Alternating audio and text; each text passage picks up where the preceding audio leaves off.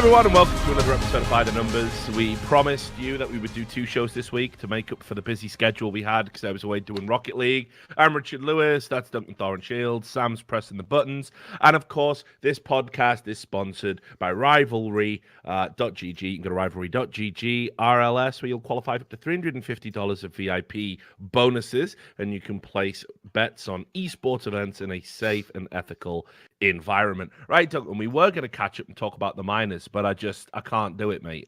We're going to do that thing. I'm going to anticipate all of the morons and cretins because unfortunately we've had another influx of people with serious brain diseases and defects hearing stuff coming that was in never said, claiming things exactly the classic, right? So we'll just anticipate. First of all, we haven't even talked about social media or anything like that for multiple episodes, but of course what they'll say is, they always talk about the people tweeting them, and that's not why I'm here. Even though it's our podcast, we always talk about what the fuck we want to talk about. We always have tangents, whatever. So they'll say that, and then of course the other thing they'll do is they'll try and imply that I'm trying to make out some straw man. So here's what I want to talk about first of all. My favourite, yeah, the classic. They learnt the word straw man via Reddit, and now just say it. The worst thing in the world that ever happened was someone who also didn't know that much just taught idiots like 3 different things. They taught them to say straw man, ad hominem, and then the third one's probably just something like fucking like. Logical fallacy. The third one is just to constantly repeat the phrase like absence of evidence is not evidence of absence. Like there's some shit Harry Potter professor or something like that. Because the problem is what you're doing is you just take a morons who can't argue and they just think it's like they think it's Yu-Gi-Oh! And those are their 3 cards in their back pocket. Like, I play ad hominem. It's like, I wasn't attacking you though. Yeah, you win. You win now, motherfucker. No, you win now. I play straw man. No one ever said that. Yeah. So, I mean, by the way, everyone out there, think of what a fun game this must be. Playing the game Strawman, which, by the way, basically just means I didn't see anyone say that with my 5 followers, so prove that it did. Person with 100,000 followers, it's like, yeah, this seems like it'd be, the satisfaction's gonna be on my end all day long in that game. The game of Strawman. So look, let's just talk about it. So I just put out a tweet. I think it's fairly. I think this is a completely fair and accurate tweet, and it's basically just about this obsession with sort of Dick Stacy that the subreddits had. We've had 6 Reddit threads in 2 days, now 7 or 8 in 2 days that haven't. These are just the ones that haven't been deleted. And I said we've had 6 Reddit threads in 2 days. You can bring the tweet up if you want, Sam, about a semi-pro CS player trying to sneak a drawing of a penis into his signature for the major. When I think about some of the things that have been deleted, so first of all, essentially, this is a criticism of the Reddit mods and Reddit, right? Which, of course, that has. I imagine people. Are you ready? Let me take a guess. I haven't seen what the replies are like, so this is what my guess is going to be from a lot of years of experience on the internet. People are just going to start taking the angle of like, oh, why do you hate Dick Stacy? Like, wow, like can't you just be fucking happy for him? Like, oh, it's what you think stickers are a bad thing for our community? Some utterly. Well, no, let's also just cards on the table. I think he's a fucking immature cunt.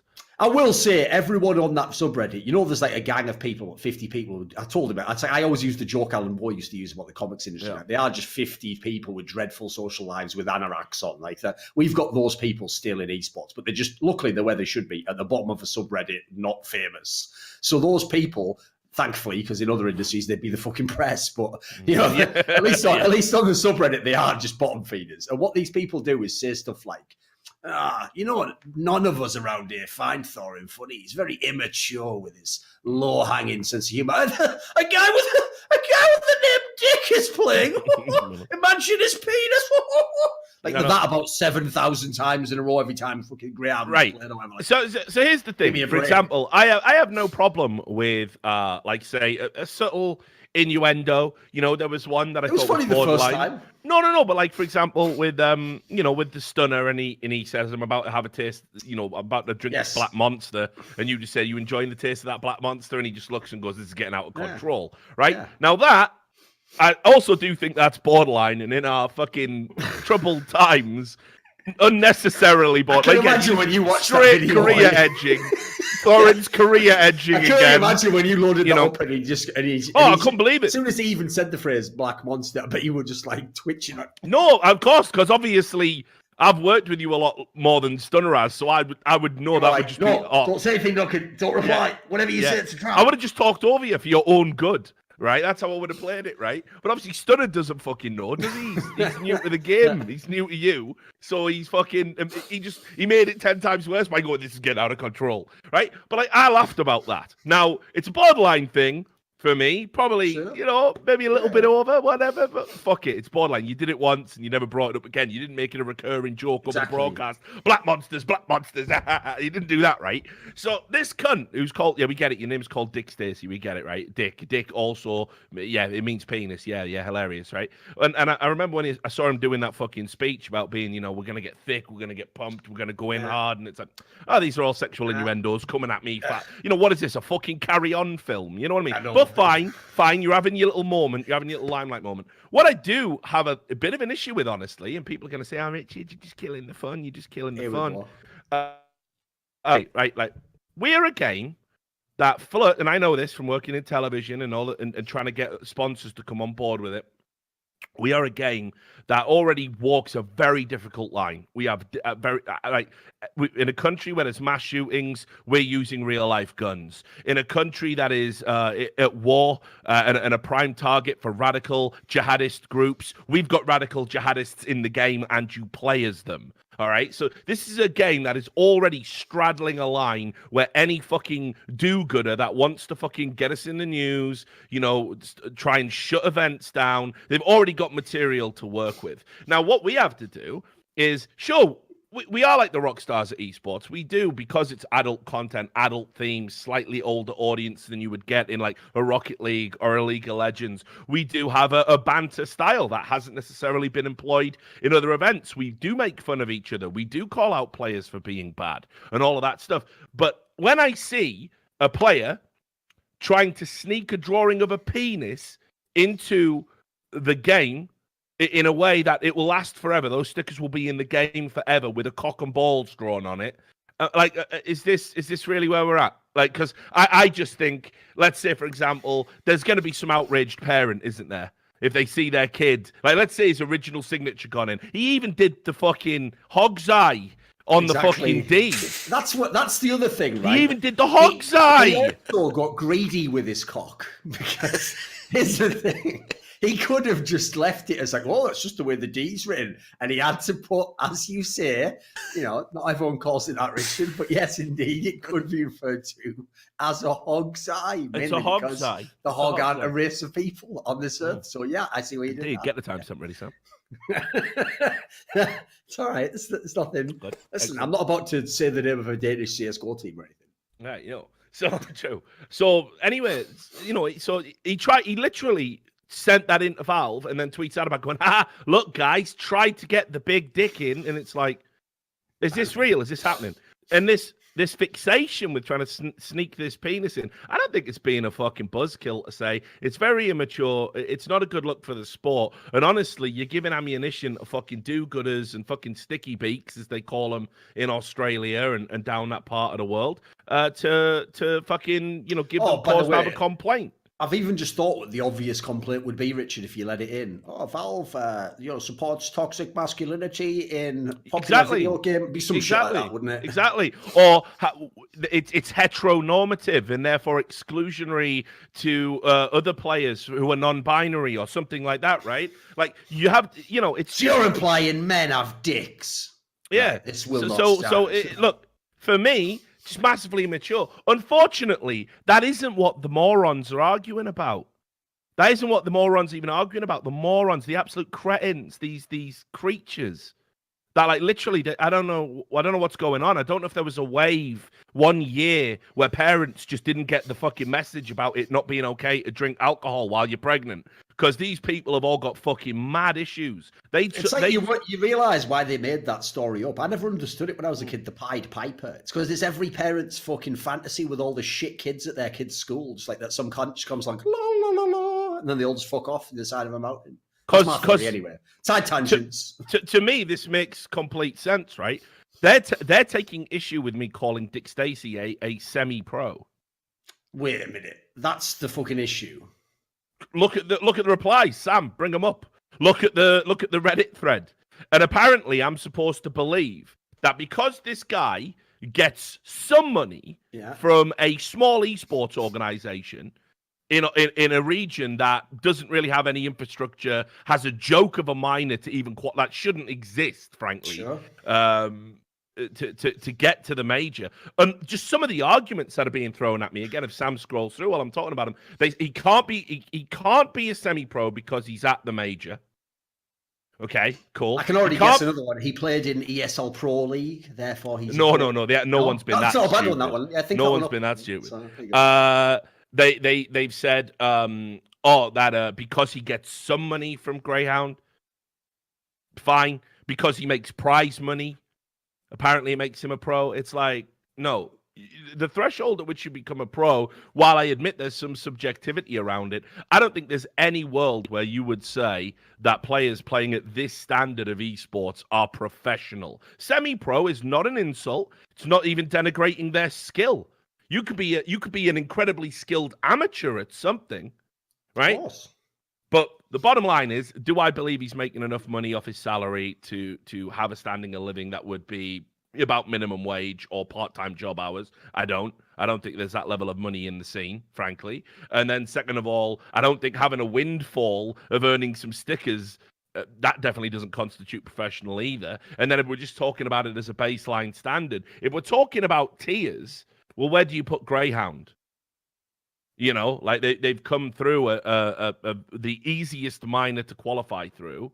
That's how they've been at events, because they've been at events like Sydney where they let the Australian teams come, or they have an OPAC type qualifier that they have to just beat Tyloo or something in Vichy game and they get through. So logically, if these were all top teams, why are we doing any of these initiatives then?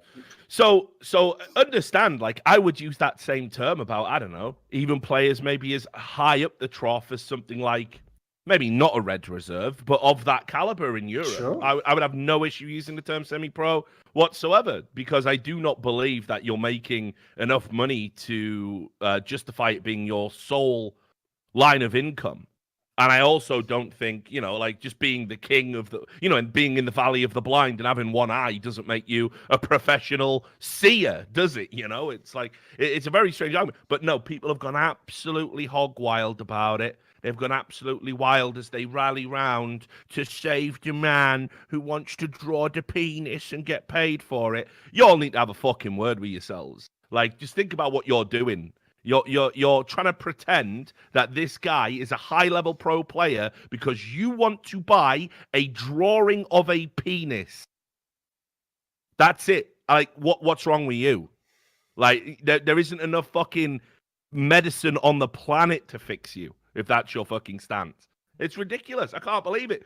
And then, of course, it always devolves into the same old thing, Duncan. Richard Lewis blocked me. There we go, the old classic. Yeah, yes, because apparently, right, now keep in mind, you remember I had an unblocking amnesty. Up until today, I had less than 50 people blocked. Less than 50. That's incredible considering the amount of dribbling idiots I have to deal with. But now, this guy did this. Wait till you see the fucking state of this. Has he just made like 5 accounts and got them all blocked? Oh, no. Everyone does that. They can't handle getting blocked, right? Look at the state of this cunt. Look at the state of this cunt, right? So what he's done is, because I've blocked him, because I don't want to listen to him dribble on about how Dick Stacey's the best player in the world, and I'm a buzzkill because I don't want a fucking cock and balls being sold to underage kids in a game, right, for money for him, deliberately to entice them to buy it. I think that's a little bit immature. I think that's a little bit, dare I say, unprofessional for a professional sportsman. Let me know when it happens in any other sport, by the way, when LeBron James starts signing his signature with a dick at the end with 3 jets of cum flying out the fucking hog's eye. Let me know when that starts happening, right? Let me know when he does the 3 lines. Is that when he gets his Adidas sponsorship, is it? Yeah. Let me know when that happens, by the way.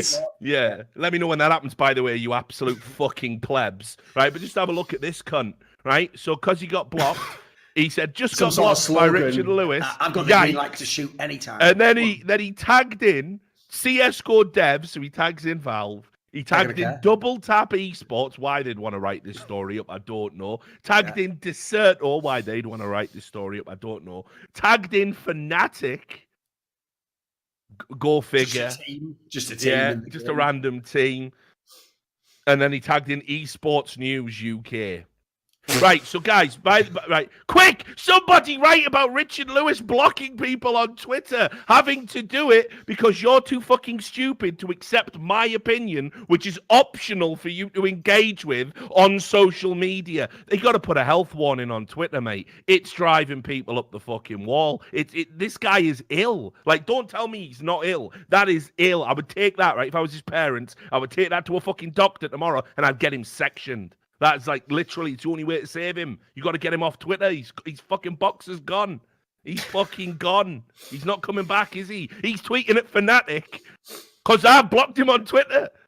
Quick, JW, save me! Like what? What is going on? If you're in Fnatic, sure, I know this would be bad PR on a low level, but just for banter, could you please block this guy? Imagine if he goes there. Well, no, who's he going to tag then? The fucking Queen? You know, like everyone.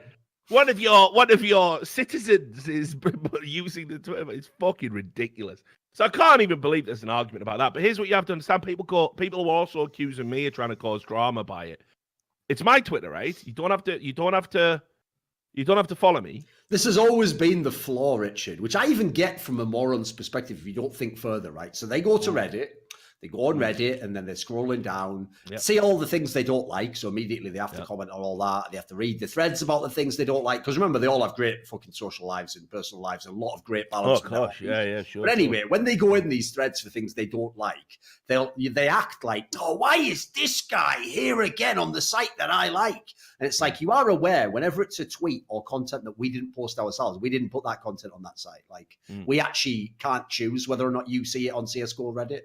So logically, if Richard only releases a tweet or a video, you have to follow him to get him. Like that. Yeah. Ironically, it's our own followers tell us, I've been unfollowed by you. Like we can't get it to those cunts.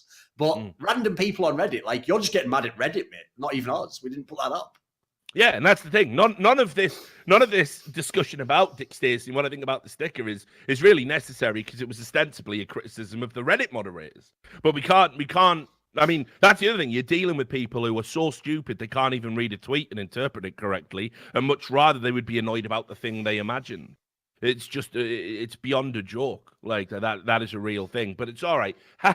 Let's all draw knobs. Tell you what, right? Can we, as a PR move, why don't we get a female player, yeah, just to draw a nice big vagina instead of an O. Yeah, in one of their names, yeah, and we'll try and get their stickers in the major as well, sexual equality and all that. That'd be this is the level of maturity we all want to fucking operate at, right? Like, I can't even believe we're having this fucking discussion about a professional fucking esport, frankly. Now, just to show you, Duncan, that I'm not a social justice warrior, right?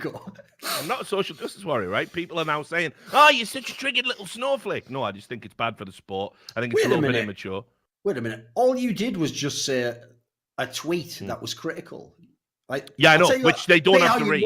Which they don't have to read. That's, by the way, if you think that's the behavior of SJW, that's exactly. You know what? Ironically, Richard, they've highlighted the straw man that you have to encounter every day, which is people who think that the reason we're mad at SJWs is because they do the occasional tweet. No, it's where they actually actively try to, with physical force, even shut things down and prevent, people being able to speak, have jobs, etc. Like Richard wasn't even contacted anyone; he just did a fucking tweet about it. It's not like he did. Ironically, he didn't even tag in CS:GO Dev, and he's not talking about being fucking blocked. He actually was talking about something vaguely relevant to CS:GO Dev.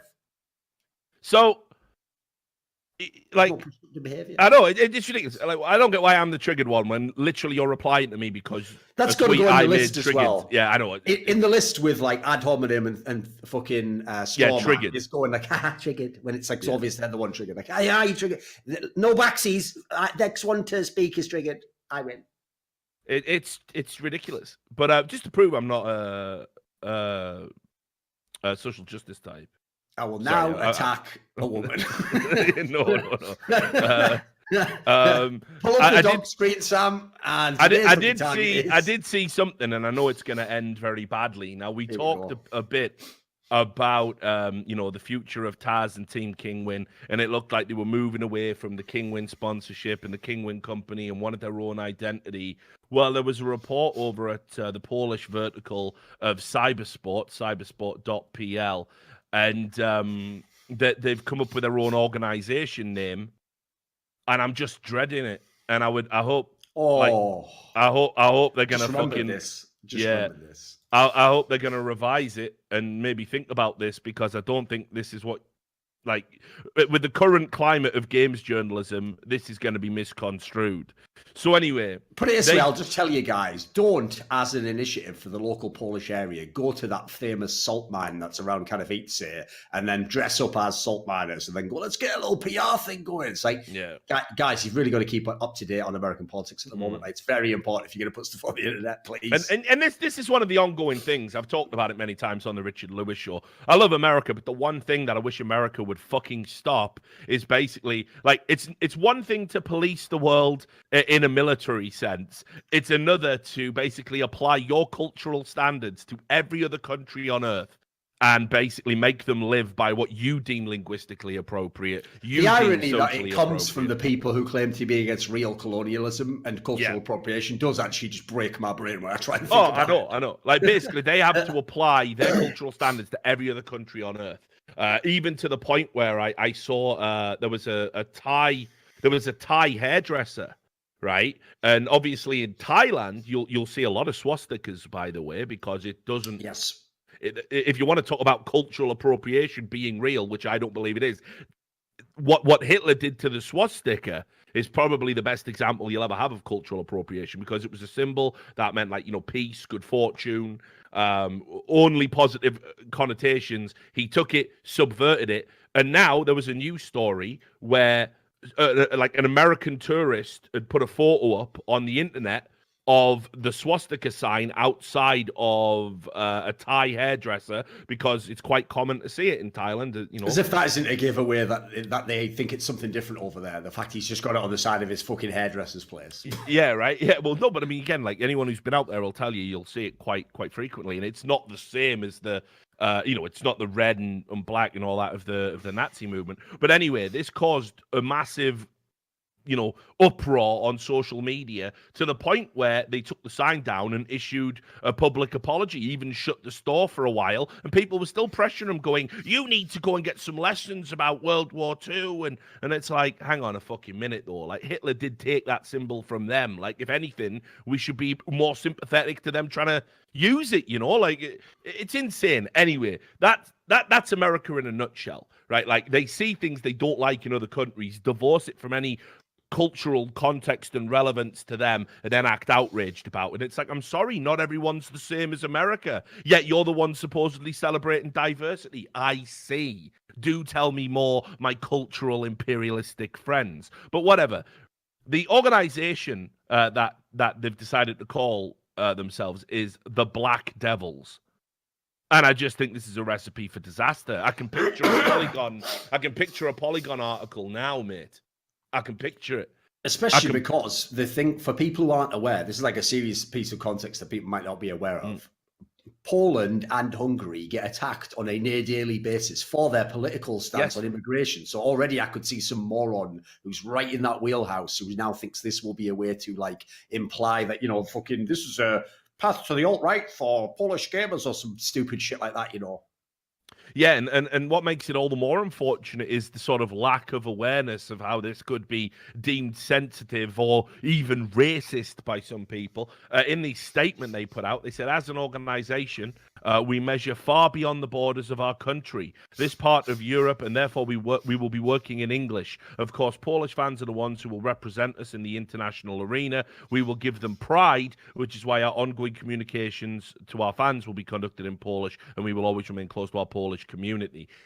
It's just got so many potential layers of disaster here that it's like, I really honestly hope they don't stick with it. Not because they should have to change it, because it doesn't mean what they're going to get told it means. Of course not. But the reality is, it's not going to take long for a hack journalist who's paid $35 per article to look for something to get outraged about, to mine hate clicks, and basically go, oh, look, there's an organization there over Black Devils. Well, they're using the word black. It can only possibly be in a negative connotation. Oh, they're Polish as well, are they? So there you go. So just to prove I'm not a social justice warrior, but that's a recipe for disaster, that name right there, and they should fucking go away and change it, unfortunately. What they should have called themselves is, they should have called their team Cock Swallowers, and then had a picture, an outline of a chicken with a guy, like, trying to go, And then that should have been the fucking logo, and then just go into boardrooms with that and everything. So yeah, exactly. Well, the whole CS community would love that. They would love that. Right. Anyway, shall we? Have you buckled yourself? I don't know. I just started thinking about it too much, didn't I? I know. Started thinking about it too much. Good. Just honestly, like I'm so glad I don't have to mingle with these fucking idiots anymore. Honestly, it just warms the cockles of my fucking heart knowing that I'll never have to go to an event, never have to see one of these absolute morons in person. You know what I mean? It's just nice. It's a nice, warm, fuzzy feeling. Because that's the problem, you see. Some fans are great, but then they're in there, aren't they? They're like with them in that group. Yeah. Didn't you do that tweet about next day? Why can't? And they come up and talk to you because they think they're allowed. They think that they think we're connected in some way. Just by, and it's like we're not at all, mate. There's not a thought in your head I ever want to hear. Like not one single idea in your brain I ever want you to share with me, or indeed the wider world. But they don't realize that. And they come, didn't you? I didn't like that. Oh, I don't give a fuck, mate. Sorry. So I'm so glad. I am so glad. And I pity all the CS talent who have to fucking smile and nod and grin and shake their fucking clammy hands. You know? It's just ridiculous. Right. The minors. Let me get the tables up for it was the last chance minor qualifier. This was a fucking abomination. I know it was. It was, wasn't it? Yeah, it really was. Hang on, let me just bring it up. Hang on, sorry, I know how to do this. There's a quick one. Got this. And here it is. No, that doesn't work. What the fuck? Why does that redirect to Europe? Right, hang on. Play some music, Sam.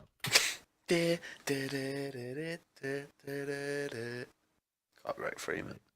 Yeah, no, that just redirects to it as well. I'll just have to do it through the link on North. Which everyone was like, why didn't you talk about North? It's like, well, yeah, we didn't, but we're going to this episode for sure. Right, I've got it. Here we go. All right. So the teams that made it to this sort of last chance minor qualifier were Envy, right? Who I think they've done very well to get third spot in the NA minor, honestly, and make it here. Then it was, of course, North. It was the Chinese team Vici and Windstrike from the CIS qualifier, which had been doing very well, powered by the guy we laughed about, Norbert. We said because he's got such a shit name, but actually the guy is a fucking G and he was popping off. But we'll talk about that in a second. Obviously, the big takeaway here is North. Failing. Failing, of course. And let's just talk about exactly how it happened. And by the way, just as a side note, obviously credit to fucking Windstrike and Vici, because on paper everyone would have obviously said, those teams will lose this qualifier. Sure, sure. Like that would normally be the argument, wouldn't it? Is if they hadn't have had this, what you would do is you'd take those teams and go, North would have beaten fucking Windstrike if they'd have been in this. Like that's what everyone would have said. So fair play to those teams for winning. They proved it. And I'll invoke a little bit of what Sponge talked about here, right? So North did a classic. This is what I mean, by the way, about like you're talking about in-game leaders. There's no way this would have happened on MSL's watch. So Cadian's got to carry the can for this one. They're doing a map veto. It's a best of one. You're playing a Chinese team. You get down to the last two maps, Inferno and Train. Which one do you take out? Train, obviously. Well, no, I say Mirage famously is the one that they all play. Yeah, I say you take out Inferno because the Chinese play Inferno and play it a lot. Sure. Meanwhile, you're a high-level European tactical team. So what you do is you leave Trade in and you probably give them a fucking tune in a best of one. It's not popular. It's not really a popular map among the Chinese teams. Speaking as somebody that, stays up late with chronic insomnia and watches them play and watches all the throws that we have to pretend aren't throws and all that stuff. So obviously that's a disaster, in my opinion, choosing to take Train out and then playing them on that. But then, I mean, okay, it's Inferno. It's not like you don't know what you're doing. So you would expect them to put in a good performance. Wrong. AZ can't even get in a double figures. He's back to just being dog shit again, under a different IGL that he's lived through somehow. Is he just untouchable? I don't know when North signed him. It? I don't know what type of contract they put Izzy on. It's the idea he when is they the signed only him. person who can't be cut from the team. No, literally you can't. I mean, I don't know if he signed like a 10-year contract or one of them for life contracts or something. I remember when it's almost like he's so next level as he is that what he did was he figured out guys years back. He used to be sick at CSGO, but he figured out that's such like a sort of difficult job to do because to maintain status of being, you know, one of the top 20 players in the world, it's really fucking hard. So what he did is he just put all his time instead into contract law on the side. He used his time in FaZe to just, you know, bone up on all the contract law. Then when he signed with North, you know, normally you sign and then they're like, did you check all the small details? I think you'll find it's in clause 7F. They looked at the contract. It turned out AZ had only gone and fucking done them, hadn't they? Because he had a clause in his contract that said, if I ever get kicked, then you get kicked and I own the whole North org. And they were like, oh no, what have we done? And then at the bottom, he signed it with a knob as his name as well and called himself fucking AZ Jet Lord for some reason. Anyway, King of all jets. Yeah. He's the king of the Jets. Right. Let me tell you though, right? Like it reminds he must have got one of them contracts like what Newcastle did with Czech Tiote, right? Who sadly has passed away now. He died of a heart problem after he moved to China. But I wasn't laughing at that, obviously. No, obviously. Yeah. But it's still a ridiculous thing that we did. So we had a game against Arsenal where we were 4-0 down at half time, get fucking wrecked, and then we did a great comeback. It was like February 2011. We did an amazing comeback, and Czech Tiote scored a 25-yard volley and tie it up at 4-4. Right? That week, the club just said, we have signed him to a 6.5-year contract just on the basis of that one goal. You know, he's playing well. He was a good player, but they gave him a massive pay bump and a super long contract just because he scored one goal for the fucking club.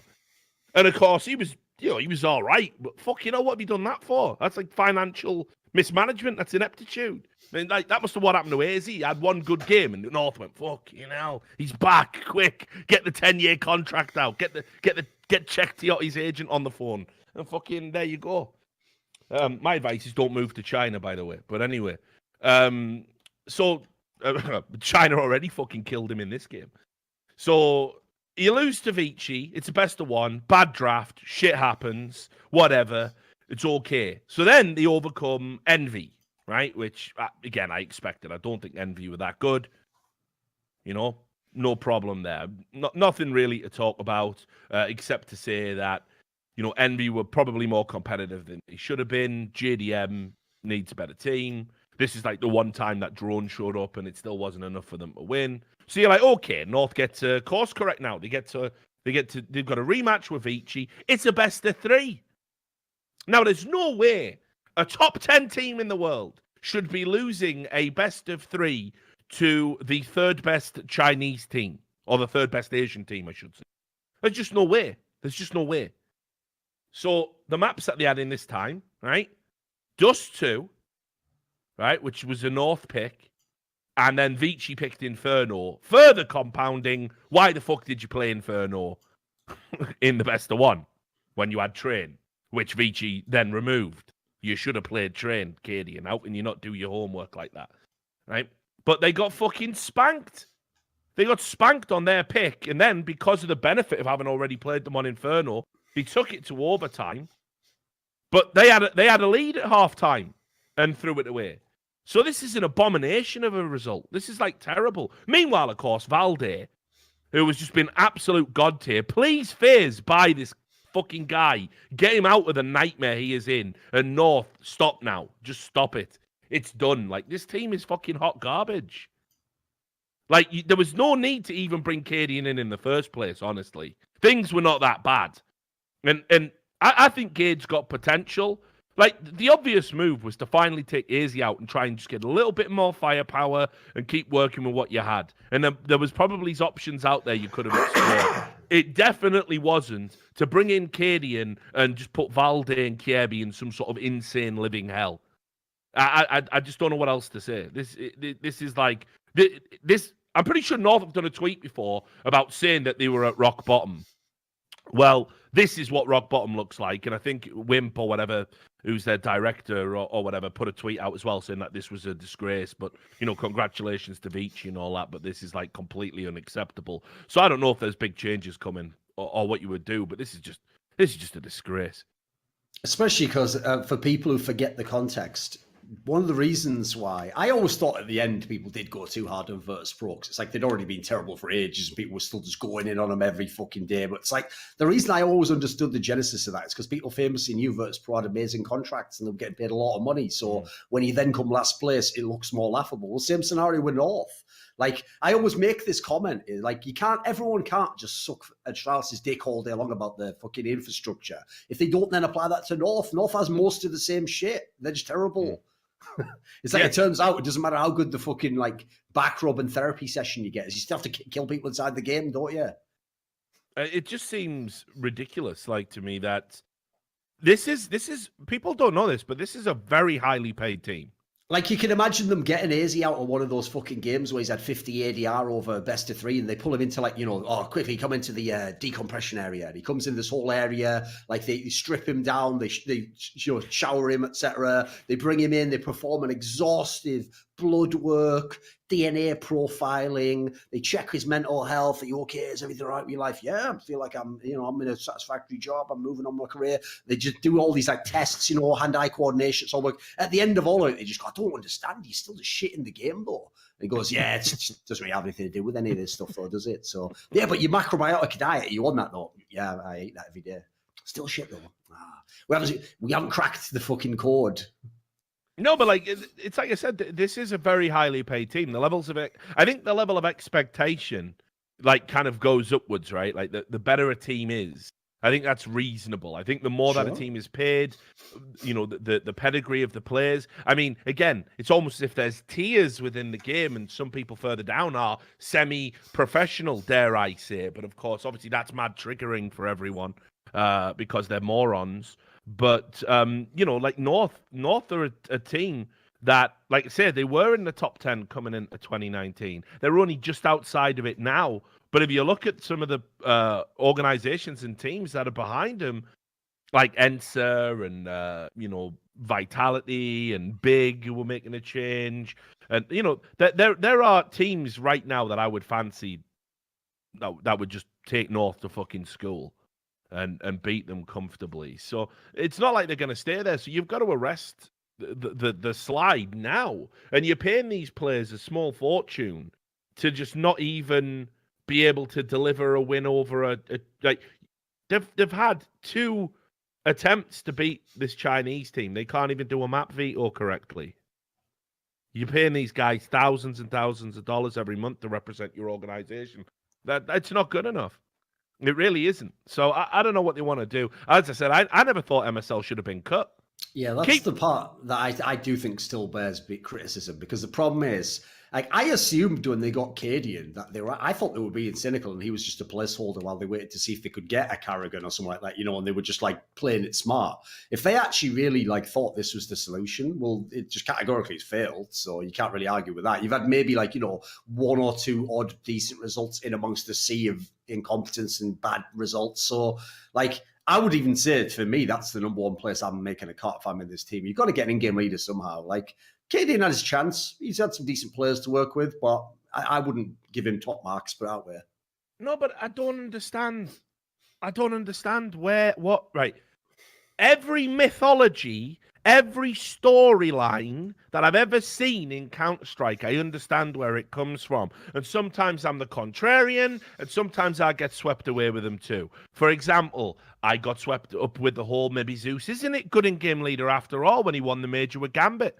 And I'm probably on video on this very podcast saying that and saying, I actually think, I was wrong about him when he was in now. Turns out I was right the whole time. He's garbage and terrible at managing personalities and a terrible player. So I feel comfortable saying all that now. But I got swept up in the moment. I got caught up in the romanticized version of history. It can happen to all of us, right?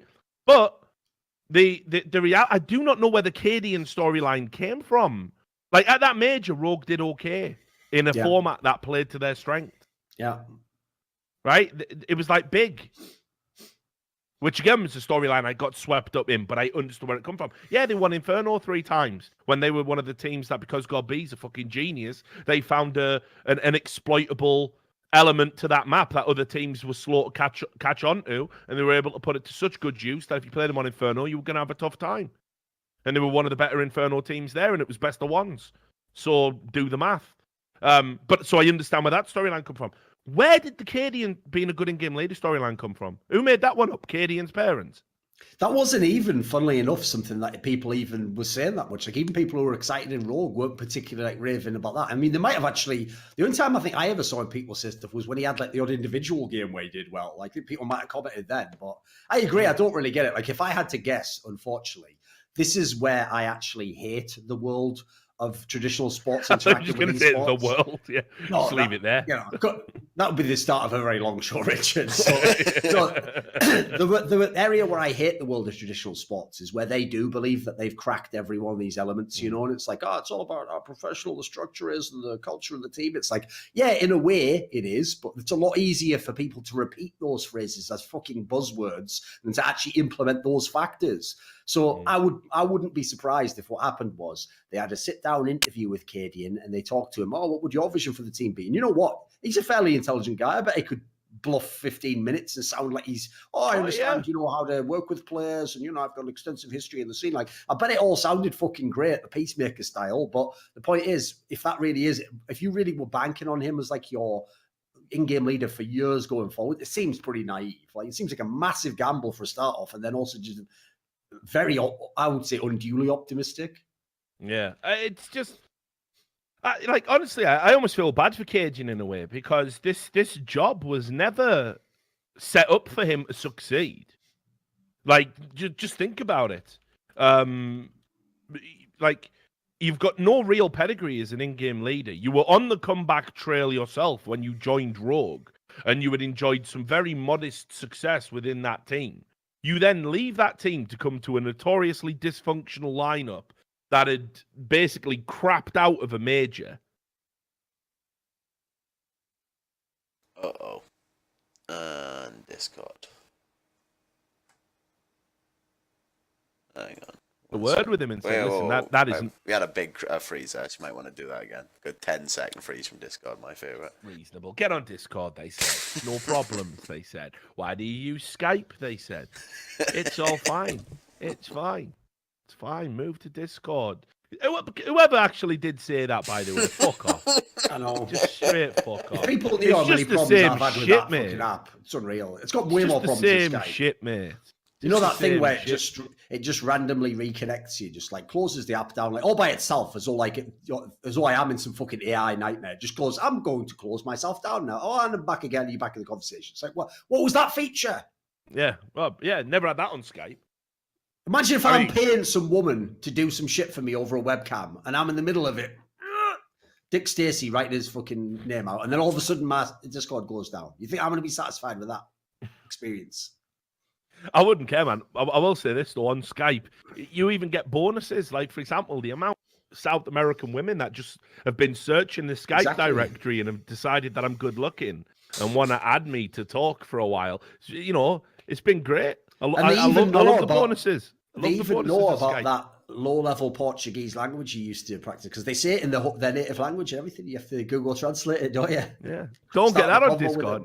Never been propositioned from a total stranger on Discord. When did you get implement that feature? You know? And that's why I don't really understand why people are always complaining, because nowadays, like, it's easy to get women. Sometimes I have women just ring me up. Like, what happens is I'll pick up the phone. They're always silent for about 5 seconds, and then they know about like a car accident that I haven't even been in. Psychics I'm getting contacted by, Richard. They're calling me up and everything.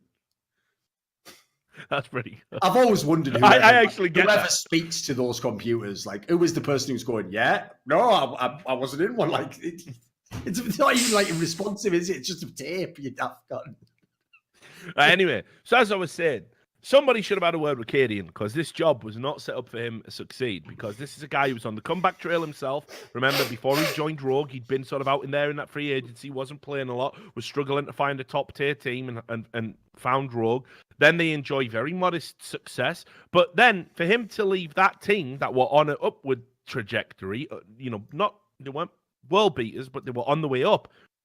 To then leave that team and you're being touted as the in-game leader that can fix a notoriously dysfunctional European lineup, one that is not just underachieved habitually prior to this, but has literally just crapped out of a major just after they'd won a tournament and seemingly everything was good. And on top of that, you've got to fill the boots of somebody who, despite all of his idiosyncrasies, is inarguably one of the best in-game leaders Europe has ever produced. Somebody just got to have a word with Cadian and go, that is not the gig. It's like taking on a really difficult, complex acting role, or, or something that might lead to you not getting more work in future, even if you do a good job at it. That is a nightmare scenario to be going into. And I can respect the hustle for giving it a go, but he must have known in himself, like, I'm not the one. Also, think about the implication, right? Bear in mind, the only player they changed during the time Cadian was there was they swapped Nico for Gade. That's all they did. That's the only roster move they did. So the implication when they bring Cadian in is, it was all MSL's fault. Like, you're literally everything about our lineup's wicked. What are you talking about? Let's just change two players that aren't even that different. Right now, that old guy who we just talked about, actually, in his own right, actually, he's done a lot of quite up, at least above average to good things in Counter-Strike as a leader. Yeah, you'll just come in and take his roster that he couldn't make work, except he did win the tournament, to be fair. It's just going to work great for you. Like, the reason I feel so bad for this team, it's a bit like the Optic one, is like, they're just both so deep into the project that it's like, part of you just feels like fucking just cut your loss, just cut the whole thing, mate. Start from zero, start from scratch. You can't fix this shit. I don't know what else to tell them, Yeah. We'll talk about Winstrike obviously as well. I don't want to talk about Vici too much. Honestly, I can't get enthused about Chinese Counter-Strike anymore. I don't really want to talk about it too much. It just seems like one big fucking waste of time. I know everybody was raving about that K's kid, but whatever, fuck them. So let's talk about Winstrike instead. I just unironically enjoy the name Freeman. Anyway, keep going. Keep going. No, that's fine. I just leave it like that and keep going. It's borderline. So let's talk about Winstrike. I think they turned up in a big way at this event, at least. Waylander seemed to be having his one He's good back. Event out of every 10. This is like some sort of fucking horror movie from the 80s. They're back. What up? Who is it? Help. It's World Edit and Waylander. They're back at the majors. Fuck. Yeah. You know what, North? Fuck everything about you and your org. You just let Waylander and fucking World Edit back into majors. And you know what? The only reason anyone even said they were making majors was Blade, and he's not even involved, you daft cunts. Like, at this point in time, forget that. You know that whole thing, like, they're playing checkers while we're playing chess. Like, they're playing checkers, and you're just playing, like, fucking eat a bug if you see it on a window. Is that a game? That's the game they're playing, and they're not even good at it. They've only eaten 2 bugs.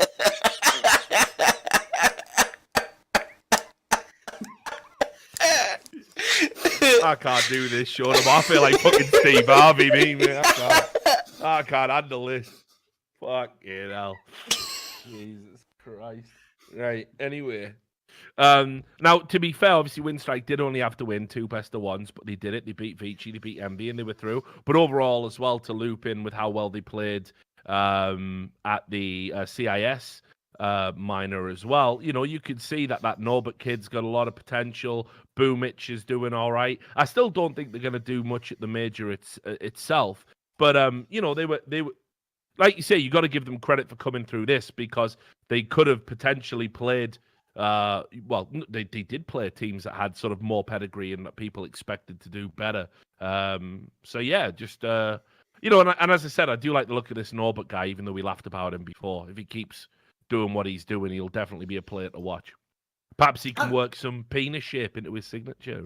If he wants to really get famous, that would be the way to go. But no, the other part as well is, like, also to be fair, at least Winstrike did bring in some known players. They didn't just stick with that same 5-man lineup that was at the major fucking a year ago or whatever, like that. Obviously, at least even they understood that fucking ship had sailed. Yeah. That dick had been drawn, as this fucking idiom now will be used. Yeah. So there you have it. It's the fact that that's how bad CSGO is, man, right? Every other esport, we're literally in other esports just trying to get, like, the ability for players to even say an opinion or, like, have any personality. In CSGO, people are really complaining, like, I can't even just draw dicks right all over my shit. It's like, I know. Why is that a fucking complaint? I know, like, think what about sort it, of right? mad first world problem is this? Think about what, because I'm just writing an article that involves this. But think about what happened to that player, Likrit, the Russian support player who played for Albus Nox. And like, he went on stream and said, "Yeah, the Russian scene's really shit. I've played in 3 teams now. They've all fucked me over in some way. Albus Nox didn't even pay me, and we made it to the quarterfinals of Worlds, the most successful wildcard team ever, and I didn't get paid, and it's all bullshit. And if it stays like this, our entire scene should die." Riot Games' response: suspend him for 6 months and force him into early retirement. No problem there, right? Meanwhile, CS players don't know they're fucking born, and they're always complaining as well, going, "Why? Oh, if only Valve were more involved." No, my friends, keep the developer involvement to a fucking minimum. Keep it to a minimum and just don't act like arseholes and fuck it up and force them to get involved. Like, for example, don't try and smuggle a fucking dick drawing into your signature because you want to make money off it. Just don't do stupid things like that. But yeah, like you say, CS guys are fucking spoilt, man. They don't know they've got it made. The other event that was going on that we didn't have time to talk about in the last episode was the E-League CSGO Invitational. Was an event that only had 4 teams present. One of those was Complexity, but the teams that attended was Big, Complexity, Cloud9, and FaZe. How much of this did you see? Did you get to watch it? I saw some of the games, yeah. Especially because it was like all the upsets. Yeah. I was like... I was doing the Rocket League event while this was going on. They're all breaking my balls because we had Rocket League obviously in the fucking green room, and I was just watching this when it was on. I'm like, well, don't you want to watch Rocket League? No, man. I like the game; it's great, but like, this is fucking. I've got to watch this. This is my bread and butter, But anyway, so initially on day 1, we had a result that made me also want to revise my prediction about FaZe making it to the final of the major. But I'm going to revise that anyway. So we'll do what we always do, and we'll work backwards just to make sure we get it fit in. FaZe actually won this, but I was not convinced by FaZe at all, honestly, at this event. They lost 2-0 on the first day to Cloud9. Fair enough, both of them were overtimes. They were able to overcome Complexity, as you would probably expect. One map was a blowout. It was 16-2. Then they had a pretty close series against Big. And then they beat Cloud9 in the rematch of the final. And that was a close series as well. Now, I've just got to say, the fact that there was so much back and forth and they were giving up maps to the likes of Big and Cloud9, and indeed losing to Cloud9 on the first day, I think this is boding really bad for FaZe ahead of the major. And I think it comes down to the problem that other players have identified in interviews and stuff, where they're saying they do not feel like a tactically structured team. They feel like they're just relying on, very basic executes and trying to brute force their way onto sites on the T side, and on CT, they're just hoping somebody comes up big. Now, you combine this with the fact that I'm also being told, apparently they're another team that just hasn't been practicing all that much. And yeah, it's really fucking bad, right? So there's lots of criticism that I think I can level at FaZe, even though they won this event. The nature of the victory didn't convince me at all. And I still think, and I hate to say it, I think you're in for a real tough time if you're going to stick with this idea that Nico's an in-game leader. Sorry. Plus, you have to remember as well, like they tweaked that format for the major, and now you end up playing like a best of 3 before you even get to the playoffs. So it's also actually the worst time ever to be like a flaky top team, because now is when you could even get rocked in a fucking best of 3, and you'll have no excuse then. You had excuses when you're in the best of 1s in the Swiss system. No, the thing about this team is, if anything, this tournament's a great example of the problems they've had in sort of, I won't even say like just when Carrigan was like removed, because obviously they had problems just before that, which is why they changed the in-game leadership. But the only reason they won this tournament is like, it's like they took fucking turns. Like Nico was just hard carrying them all the first few games. And then in the final, Guardian just goes like, right, I'll give it a go then. And then just took over himself. Like, you can't even look at it and go, oh, like if you were trying to explain, say it for every team that won a tournament, you tried to break down what was their killer strat, what was their approach to the game, what was the map that they'd mastered. You'd have the hardest time for fucking FaZe of any team that could win a tournament. Every other team would have something you could go with, FaZe, you would literally just start raving about the star players. That's it. Well, and again, it's like the blend they're trying to strike with Adrian didn't look to be really. From the games I've seen at Yeah. this and that I Power, I have to say he's doing fuck all in this team. It looks like to me. Yeah, He's been having pretty bad games. Yeah, and not all of them. I mean, like, but for me, it's like he's sort of in terms of statistical, like the space he's occupying, he's not doing anything amazing. And I don't know. I almost feel like for him to have a good game, it's to the detriment of somebody else. Like for example, when they had that.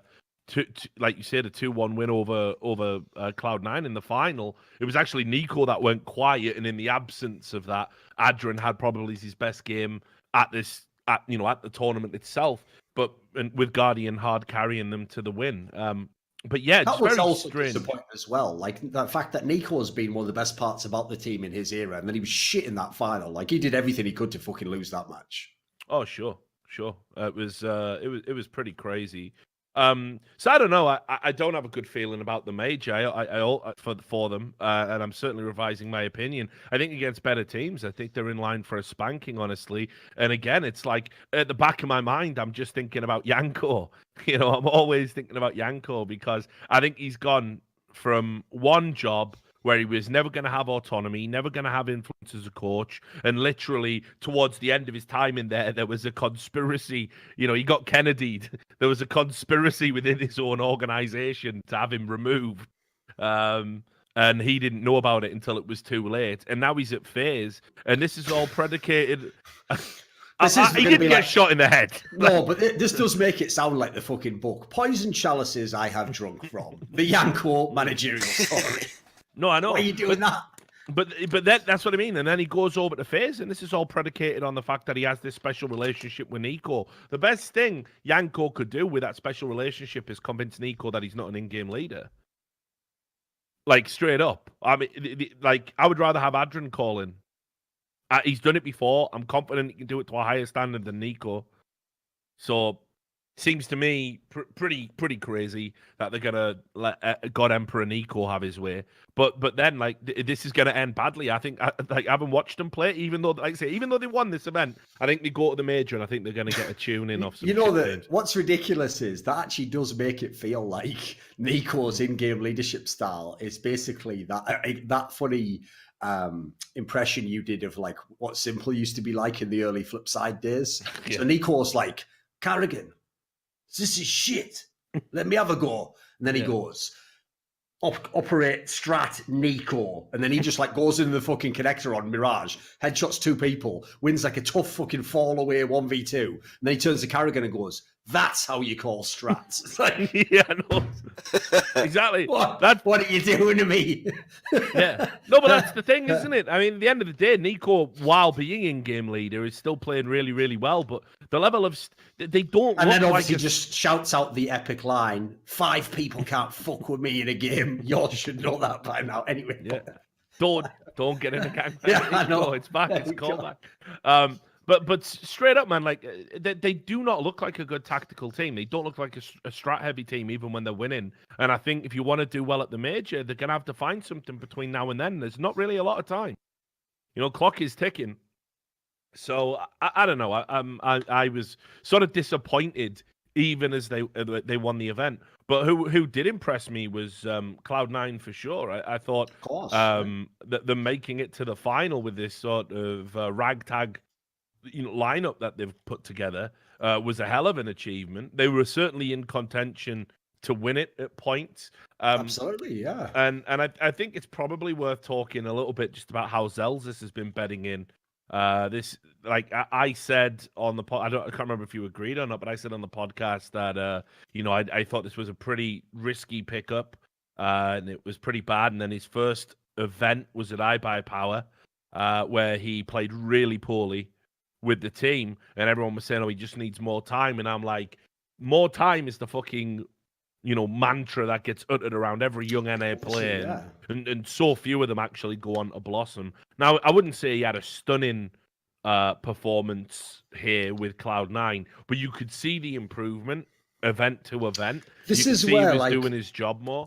Okay, that's exactly right. That's the phrase that people need to realize is when you bring a player in these circumstances. So let's be absolutely real. Cards on the table. Because Golden was injured, and so they have to pick someone who they don't really want in their team, but that they can have in their team now, and is in no context taking part in the entire minor cycle. Otherwise, he'd be busy. He'd be playing for someone else. So as a result, it limits your talent pool so much. You're basically picking a player that you know you don't really want in Cloud9. But you know what? He's going to get a chance here. If somehow he did godlike, yeah, maybe he could win his win. But the realistic expectation should be this is his only time he's going to get to play at this level. So really, his only job is just don't fuck it up. Just don't die. Don't lose the game for us. Listen, if we lose the game and we all play like shit, that's on us. Don't worry. It's not your fault whatsoever. Your job is just don't feed kills all over the place, basically. So I don't expect him to do great. He shouldn't have to, though. But on the other side, I will also say it didn't happen here. But if he had have had some like one-off great tournament, you also don't go too far the other way and go, oh, put him in the team. Yeah, sign him. Like, he's only here as a makeshift, so fair play. He did a decent job at this event. Yeah, he did a decent job. But overall, I mean, like, I think the kind of big talking point across the whole event for Cloud9 for me was like Kiyashima. Of course. Don't know what the fuck he's been eating. Here, probably. I don't know what the fuck he's been eating between events. But he was fucking beast mode here, and actually sort of made me a little bit of a believer that maybe this Cloud9 team has some potential. Some.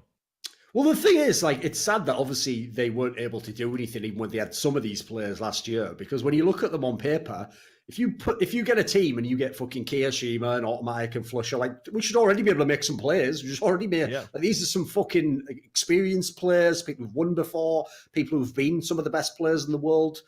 You know, you'd expect actually you could get a few upsets. I will say the thing that's impressed me, obviously, is that they're working without in-game leader. Like, if it really is Flusher doing all these calls on the side, fair play. Fucking looked good in this tournament. Yeah, it was a one-off. Not the best opponents entirely, but I think it's pretty legit shit. Yeah, but you remember, I mean, there was a brief period of time because, you know, towards, after Fnatic were on that, when Fnatic were on that second run, there was a lot of, you know, fractious kind of arguments within the team. And there was a period where Flusher took over in-game leading duties in Fnatic for a time as well. I couldn't tell you whether or not it improved their situation. Kind of felt like their time had already been by the point he stepped into that role. But it's something he has done before, and it's always hard for me to imagine game leader. And there's obvious jokes you can make, isn't there?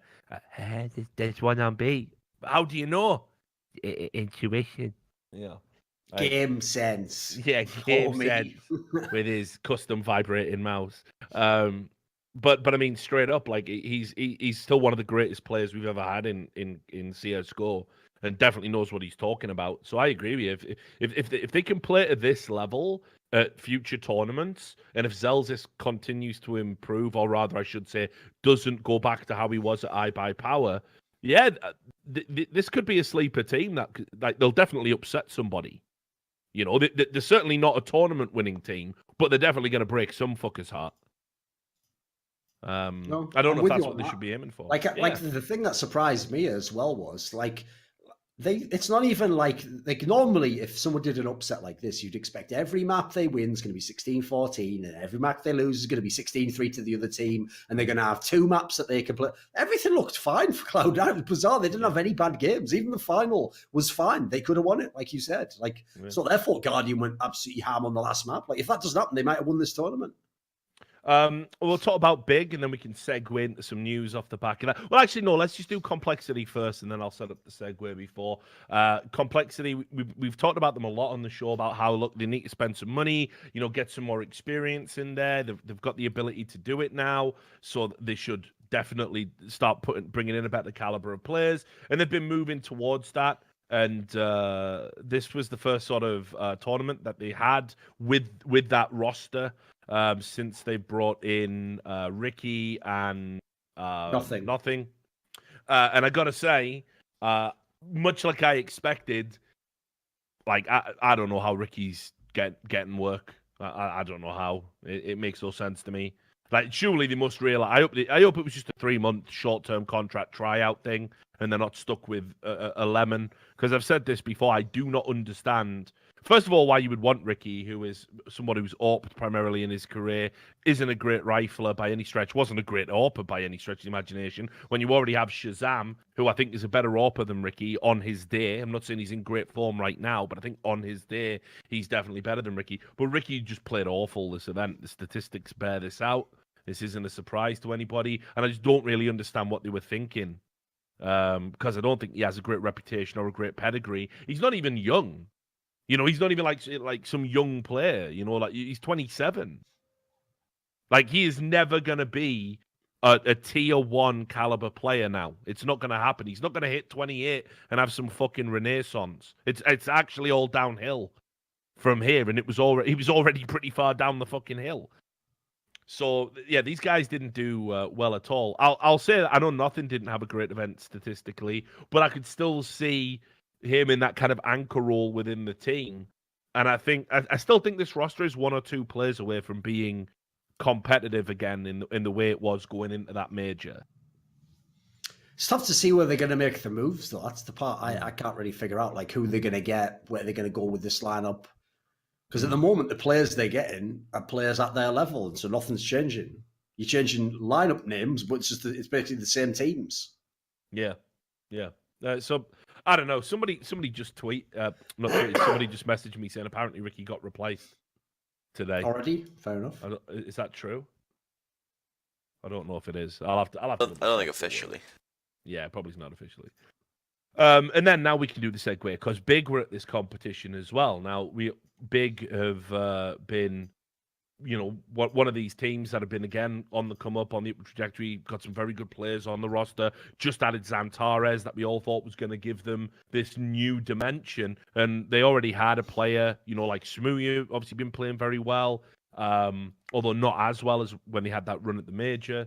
But this event was kind of a bit strange for them because I think, first of all, like Zantares announced his arrival in a big way. I mean, played really, really well here. And loads of people were saying you can see that this is an international caliber player.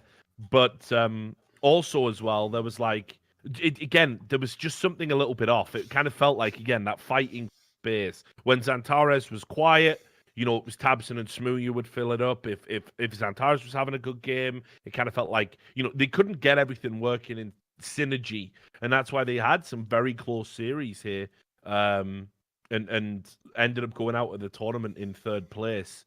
But certainly it could have gone the other way if everything had clicked. So I was excited by this lineup, and then we get the news story off the back of this that Smooya has decided to bench himself apparently, and they're going to be using Nex at the major, who they'd already put down as a coach. So I don't really know what's going on there, because even with Smooya's attitude, I saw him as a very important part of Big's team and a very important part of Big's success. And I think that's a huge step down in firepower, because we all know what Nex is like. Also, it's like the thing that kills me about this move is, can't you just fucking do this move after the major? Can't we just play the major and see this lineup, then make a hard fucking decision? Like, if I was Big, his team, let's imagine this is a real story and it's all as reported. Smooya himself came to them and told them, I wish to step down from the team. I don't want you to play the team anymore. I would literally, my first thing I'd say to him would be, well, fuck off. You just wasted all these months. So I've been prepping to get to a major. I've just bought a fucking player from Turkey to try and do well at this major. And now you're leaving right before. Thanks, dickhead. Why are you doing that? Like, unless this is something outrageous, some personal problem, or because the thing that tells me about it, Richard, is if you read his statement, the implication is he just wants to go and play for a different team. Yeah. It's not that it doesn't appear that he's taking time off and that he just can't play. It appears he just wants to be on a different squad. Play the fucking major. I know, it's really weird. It's really weird. And especially because this is exactly why, Richard, I get really sick of pro players who want to get involved with banter and they want to go back at me. Because you notice, Richard, they all love going back at me in my face when their team does really well, don't they? When their team makes the final of big tournaments. And then what they do is talk buku mad shit. But then when their team shits out like this, and they themselves essentially yield they basically submit and I win. So, for example, I'll give you a great one. Everyone telling me I'm just hating on MIBR all year long, saying their lineup won't work. Why am I hating on Stewie 2K and Tarek? Like, they're going to get it together. They themselves decide those players cannot possibly work. Cut them from the team, and at no point in time was I ever right. No, you guys always knew that they were never going to work, right? Same thing with this team. I was saying for ages, they don't have the right firepower for it. Smooya, as much as he brings in the game, he's going to have issues with someone like God B because it's a different mentality to the game and approach to professionalism. All these things played out in the end, but it will all still be remembered as like I was just irrationally hating on them, and then bizarrely they did all the stuff I said. Like, the fuck do you want? It is weird when it comes to fans, like, just being, fucking crazy like that. Like, if you look at what was going on with Big, like, you could always tell that there was something off anyway. Like, why was Smooya always, like, putting out those weird little cryptic tweets like he might be leaving, then doing what he always does, deletes the tweets? Like, again, for a guy who thinks he's a fucking hard nut, he won't even stand by what he says on Twitter. Can you imagine if every time I was in, like, people were getting upset over something I said, I had to go back and delete the tweet? It's all there. Good or bad, it's all there. Because I got a fucking backbone. I mean what I say. I'm not just some, like, little fucking hormonal idiot fucking... must tweet something to release the pressure. Like, what pressure? And, like, apparently what people are saying is, that he wasn't having a good time on the team, didn't feel included. They would all be speaking German around him. What did you expect? You joined a German team. You fucking Are you ready for the irony? This is also why I love every little cunt telling me for the entire year that this team and MIBR were all real teams and they're all going to stay together and do amazing things. I saw the exact same thing with both teams, Richard, which is when you have a group that are all from one country and all speak one language, here's what they do. If you join their team, it's like if you're a bunch of kids and one of the mothers goes, "Oh, take your brother along with you." It's like, yeah, you're forced to play with that kid, but you don't really want to. So he's always going to be on the outside of the group. He's always going to be left out of the conversations. He's always going to be the one who feels like he's on the outside looking in. That's what was going on with, like, Stewie when he was on his own as the only non-Brazilian in MIBR. That's what would happen with fucking Smooya and Big. And what ends up happening if you do that, by the way, is you just end up talking like the fucking manager of the team or something. That becomes your mate in the team. And the rest of them are all having a great time saying shit in a language that... Here's the thing. When you're there for the first week, they might try and translate some of the shit they're saying. Then no one's a fucking full-time translator. No one's sitting there the whole time when you're in a bar or something, translating everything they're saying. So unfortunately, you are missing all the experience of having teammates and being in, like, sort of the outside of the game aspect. And so unfortunately, it doesn't matter how well you do in the game, you'll never make progress on that part. And so I've seen in these teams, I would advise people against joining these sorts of teams. Unless it's explicitly a multinational team, don't join a team where they tell you, "Oh no, we'll talk in your language." It's like, good luck with that, mate. They will when they have to, but it's just natural. They're not going to be able to keep it up. What a mad thing to get upset about. Like, straight up, like, if you haven't got the sack to be able to go work abroad, like, I think about times in the world when I've been, like, living in countries for, like, a long period of time in places where it's not like Europe where people speak enough English to get by, or actually their English is insanely good. Because in Europe, very often people speak three or four languages, don't they? Whereas, of course, in England, what the average Brit abroad thinks is if they don't speak English, just shout English a little bit louder. You know what I mean? Like, no, I said, where is the taxi rank? Like, fucking, yeah, just shout it at him, mate. But whatever. But then, like, I'm talking about going to parts of the world where English is always going to be off the table and you've got to fucking, do your shit. Like, well, it does take a special kind of person to be able to cope with that.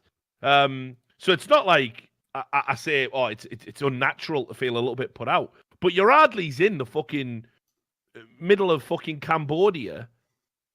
It's Germany.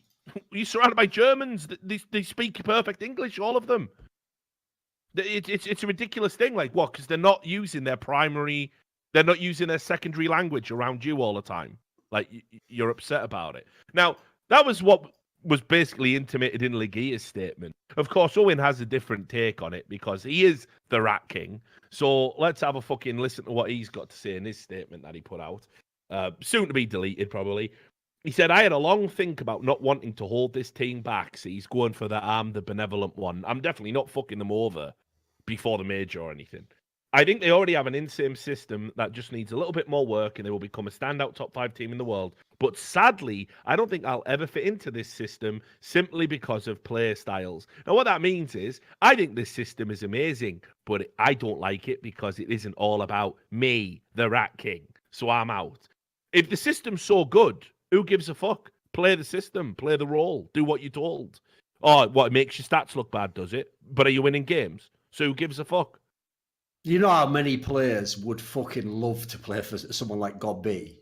Like Yeah. that's where you can tell the difference between. I won't do like the whole this generation thing, 'cause I don't know if it is like that big a change. Like if there'd been FPL 10 years ago, maybe it would have been like this before. But like the idea that every team is going to be like fucking FaZe Clan and you're just going to style out and do whatever you want. It's like it's so naive. Like this is where we actually do need some of that sporting infrastructure in the sense of like, even when you join this, well, I use the dreaded term here, a semi-pro team. I would like it if we're in a world where even then you have an in-game leader and you run tactics and you practice properly. That way, if you ever get to the top level, we don't have scenarios like this where we find out that a guy who actually is in a team that's like one of the better teams in the world doesn't want to play proper Counter-Strike. Like, how are we finding that out a year into this fucking project? Like, shouldn't we already have filtered those people out before?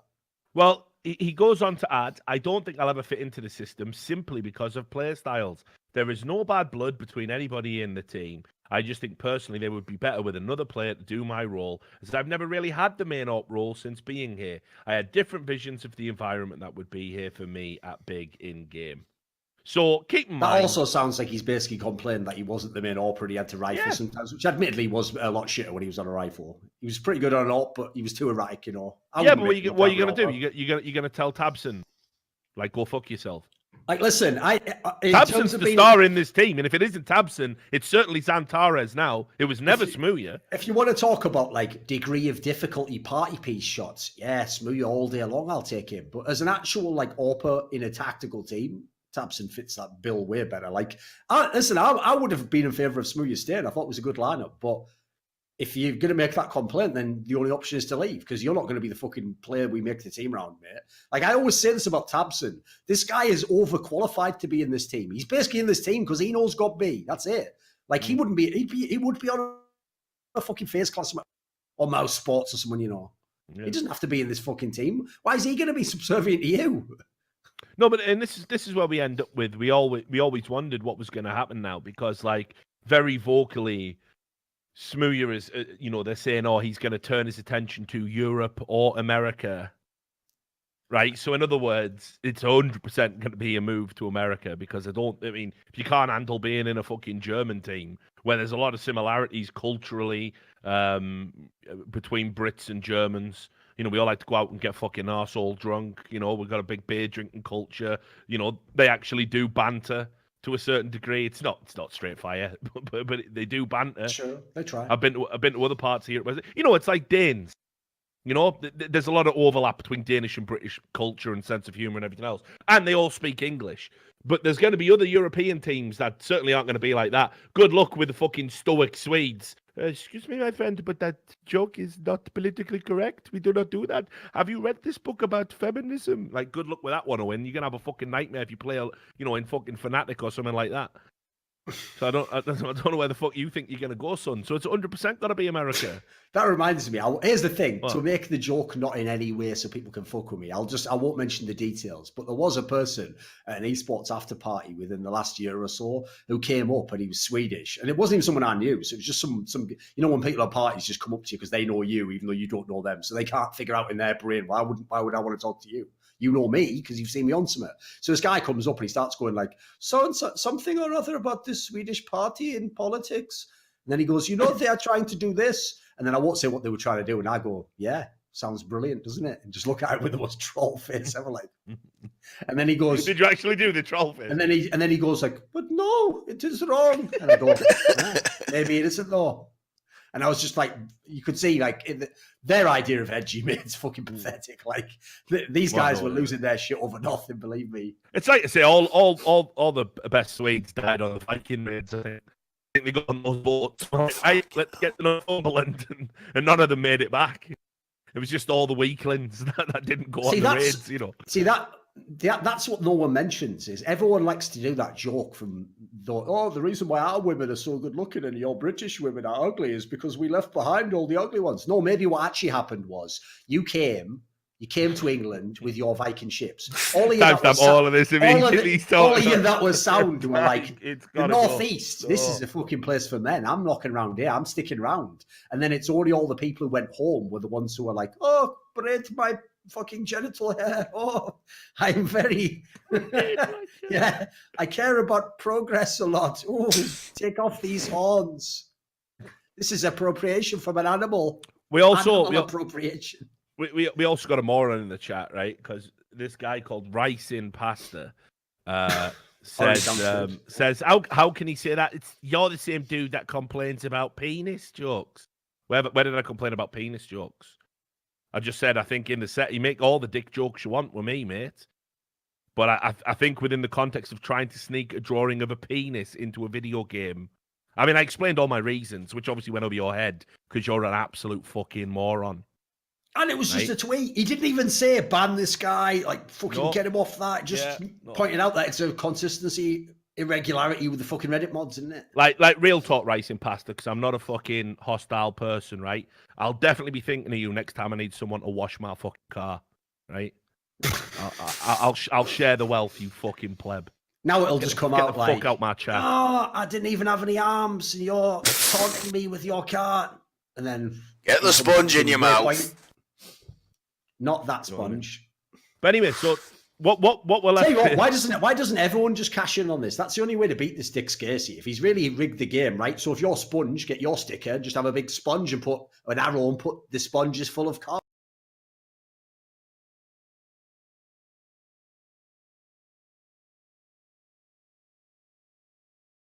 And then put it all like squishy with a little squiggly line coming out of it. Haha, I am the cum sponge. Do you get it? They used to use this as an and then maybe nothing. Here's a picture of one. Nothing could have on it. 3 lines. The 0 in his name could be a big goatsy guy ripping his asshole apart. Why not? It's fine. Apparently, edgy humour. It's where everyone's at nowadays, isn't it? Yeah. Nico with a goatsy sign of 0. Oh no! Oh fuck this episode! Fuck this episode forever.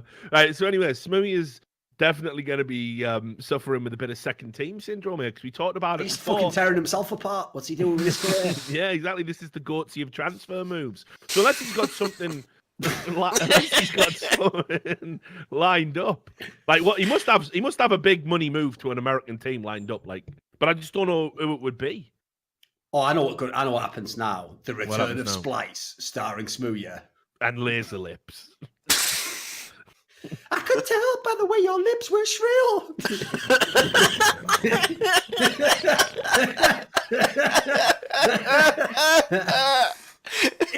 Hey, get over here. Will you use your lips to shop this cocaine again?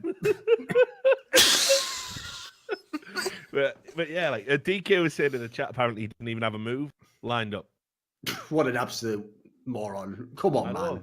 Like, here's the other thing as well. Why would you deny yourself a chance to play at a fucking major and get them stickers and that? It's always people. What is he thinking, mate? It's always people his age that get really mad if you bring up their age, right? Because they don't want you to make it. They want it to be like they have free will and they're doing all these choices for their own accord. You know how ridiculously cliched it is that someone that young who's inexperienced in the business would just fuck up their own career, make a bad move that makes no sense, and have no get out plan whatsoever. That's pretty much bang on in line with what someone that age would be expected to do. Like, except the difference is you're not fucking up the first year of uni, you're fucking up your esports career. It's crazy. It's like it's so bonkers. Like you could just go to the major, play, make some money. Oh Jesus! You know what I've just realised, Richard? What? It all fits together.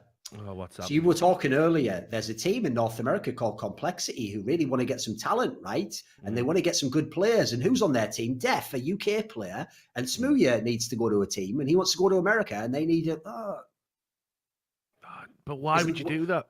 That's got to be a possibility, right? No, I was going to ask you about the possibility of him like going to complexity or something, but like, because who else can it be? It's got to be like complexity, rogue, or someone like, because it's not an RG team like going to Cloud9, presumably. You know, I'm guessing, right? Well, I don't know. I honestly can't think of an obvious move. I don't want to live in a world where fucking like multiple time major winners Kiyashima and Flusher are like, all right, Smooya, you're the star now, mate. Move aside, Olaf Meister. It's Smooya's time to shine. I don't understand what the obvious move would be, but equally as well, the timing, like, because he cannot play for another team at this major. He's just denied himself the chance to go to a major. Why? This is pretty mad. Like, why?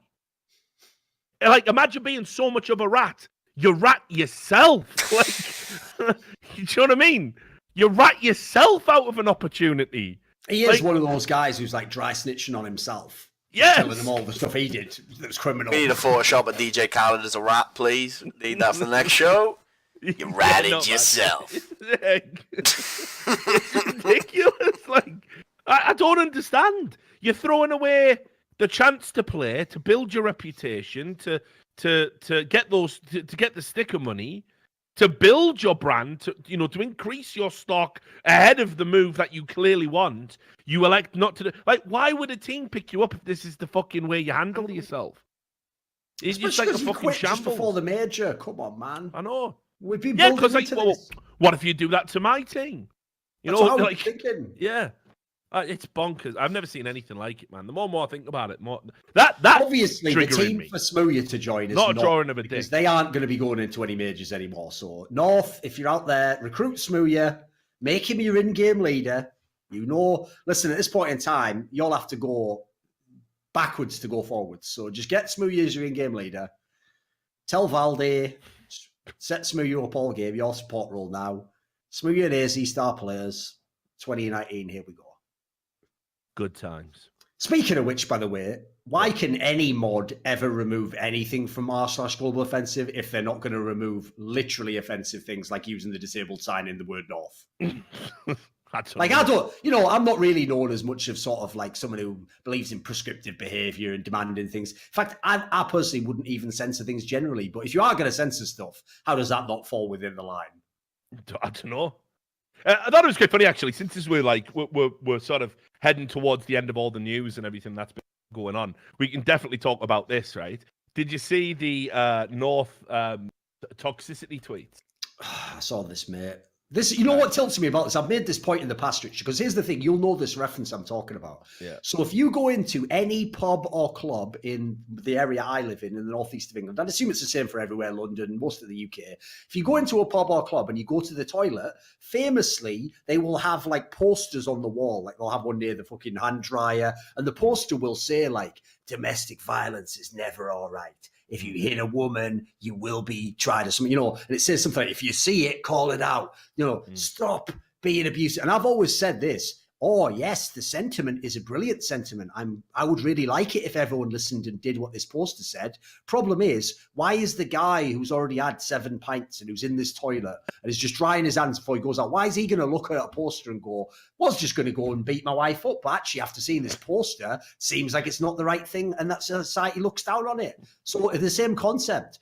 It doesn't matter how many times you tell me people said horrible shit on the internet. Like, this is what I'll tell you right now. What annoys people, right, is we all agree. I'm not saying get cancer to anyone in North. So why are you going on at me about it all the time? I'm not the person doing it. Like you're not hitting your target audience. You're just annoying the people who aren't doing any of that shit. In fact, ironically, now I want to be toxic to North because they're pissing me off now. Well, like it wasn't even that so much. It's like, right, the sentiment that one tweet is fine.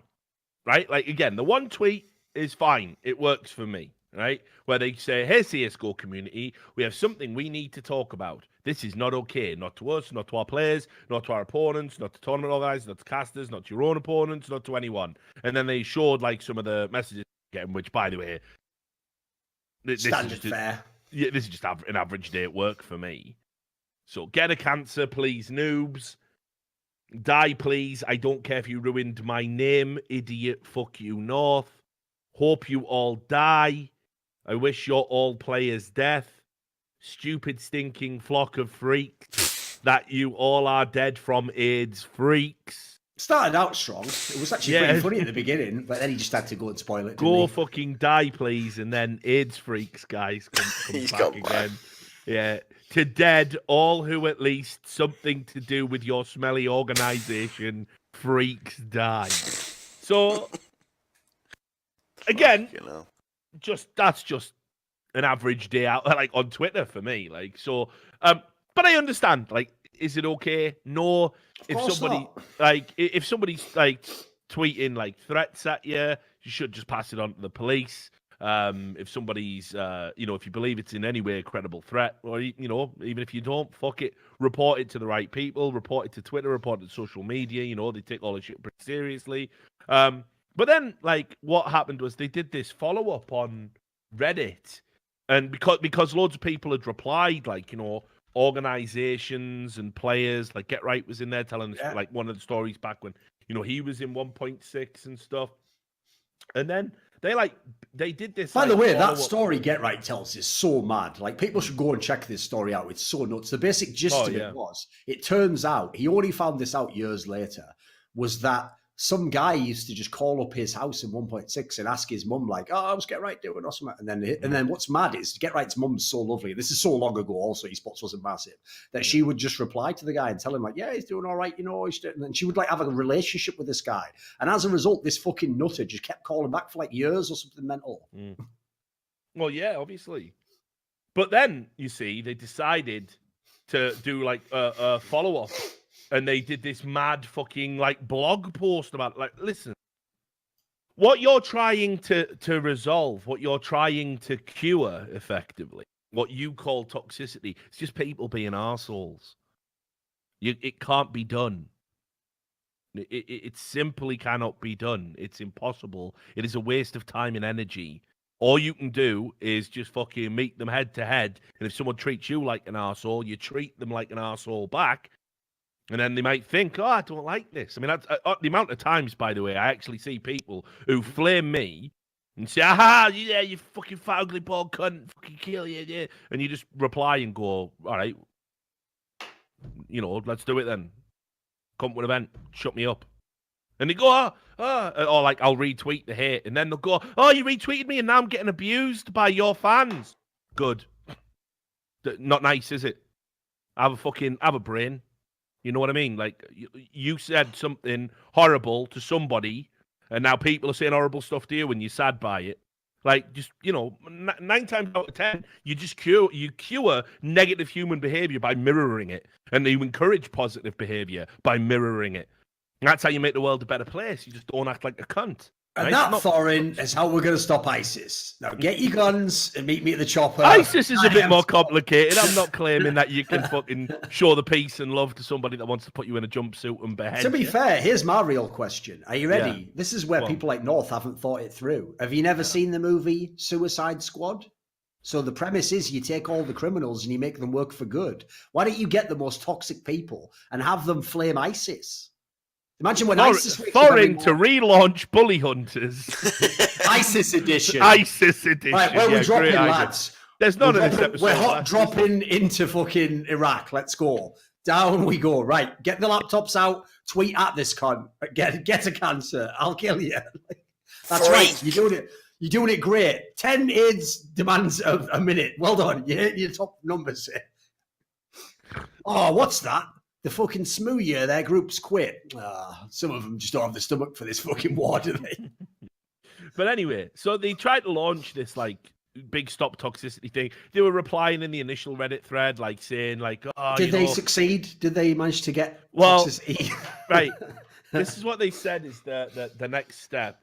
Well, actually, it's this guy, that PH DeMarc, whatever he's called. One of the most annoying arseholes. No, he's a bit of a weirdo. There's no getting away from the fact he's weird. Something happened because he used to be normal and was capable of conversations, and then the next bit he was just like weird, but whatever. And he said, "We heard you loud and clear." Have you got the blog post up, Sam? Can you bring it up? Yeah, cool. We heard you loud and clear when you stood up with us and said stop toxicity. I mean, very much so. What happened was you said let's stop toxicity because your players had a bad event and loads of people were flaming them, which, by the way, also happens in every sport on the planet. And they've got infinitely more resources than we do in esports. So if they haven't managed to stop toxicity, I don't know what we're going to do about it. But whatever. The support we have received from every corner of our community highlights this important topic and one that needs to get more attention. That is why for the next 3 months, North will showcase the Stop Toxicity hashtag in a prominent position on the front of our CSGO jerseys. Well, checkmate, all the people calling them arseholes and telling them to die of AIDS. You lost bigly on this one, didn't you? Oh, what's that going to do? You got a tiny little hashtag on a shirt. Like, literally, what does that do? Tell me what that does. It's like I actually think I figured it out. We're in some sort of, like, everyone else in the world seems to think that tweets are like magic spells and whatever you say in a tweet just comes true in reality. So now I understand why they're getting so mad. Like, if I criticize ESL, that means I don't want ESL to exist and I'm trying to, speak them out of existence. Because how would making a fucking hashtag stop some human behavior in real life? Like, how powerful do you think viral behavior is? It's not literally viral, It's not 28 days later. It's not cunts just running out of hospitals like, stop toxicity! It's running and giving people flowers and shit. And they go on and they say, we want to make this a talking point in our community, which, by the way, we've had this conversation for years.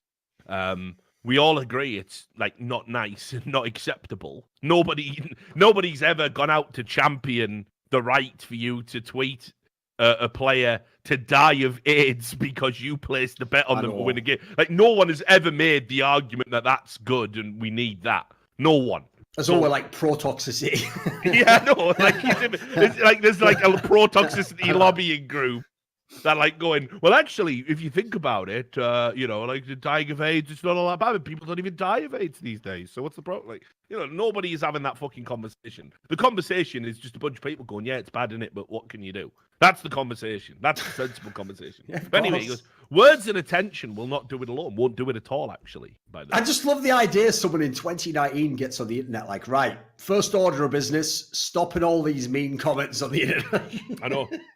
Well, what plan do you have to do it? No one's succeeded so far. I'm just going to tell them right up front, it's not acceptable. Yeah, the year is 2019. We have finally conquered all known diseases. Food is plentiful. All income has been equalized across the whole planet, rendering obsolete the need for third world labor, and everybody lives in peace and harmony, except for one thing. Oh, what's that, God Emperor Nico? Well, gangbangs and mean tweets. We will conquer these one at a time. It's like, no, mean tweets. It's just mean tweets. You just block it and get on with your life, don't you? If anyone's saying they're going to take it further, there are authorities to report this to. And the way Britain is now, people get fucking arrested for things that are objectively not crimes. So that Facebook post was a bit rum. So you're fucking coming. You can't actually charge me with anything. No, but we've hopefully taught you a valuable lesson. No, what you've done is waste police time and resources. But anyway, words of attention will not do it alone. We also need to take action. We need to become accountable for what happens in our feeds, in our comment sections, and in our direct messages. We call upon the community to help us. It's like the fucking Justice League, this, isn't it? Like, please, Flash, help us weed out toxic behavior by reporting toxicity, by banning toxic users from your own channels, by excluding them from the very thing they want to poison, i.e. the things everyone does anyway. We don't think to change an entire community overnight, but we want to stand up and say that we can change. Is this the end of that fucking Rocky movie? Rocky 4. You can change. Over the next weeks, we'll be reaching out to tournament organisers, teams, and other parties to start the conversation with them and get them a pledge to stop toxicity as well by using the hashtag. Right. Thanks, ESL and Cloud9 and Valve for getting on the phone. I'm glad you're here. It's a very important message I've got here. Toxicity, all those comments telling you to get cancer, yeah? Oh, yeah. I think we should stop them. I think they should stop right now. You agree? All right. Well, yeah. But we're not the ones making them, though. No. But even so, if we can change, and if we just put a stand on, if we block everyone on Twitter, then maybe it'll just stop. Well, that's a bit of an oxymoron there, North, because we. Well, there's no need to call me a fucking moron just because I'm in North. Like, listen, this is exactly what I was trying to get away from. And it would, of course, have to be the team that have, like, tacitly approved of the fact that they've got that wheelchair in their fucking name. They've never called that out, by the way. No, are you ready for the maddest detail ever, Rich? Yeah. Is that in the first thread that was about stop toxicity, someone said something like, "Oh, so can we not do North with a wheelchair anymore?" And the guy himself, PHE DeMarc, was like, "No, of course you can always meme on us." Yeah, I'm out. You don't get this at all, do you? Yeah, no, you What next? definitely don't. Yeah, because that's the other thing as well. Like, one person's acceptable level of behavior is obviously someone else's that's not acceptable.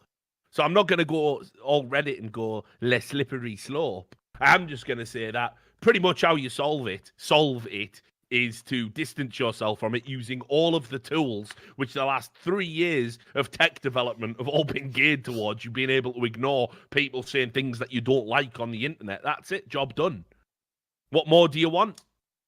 Right? I can already imagine as well someone could write up a straight fire banter, one of those fucking memes where it's like, the North players decide to make good on all this negative publicity about disabled people, and they go and they visit a hospital ward full of tragically disabled children.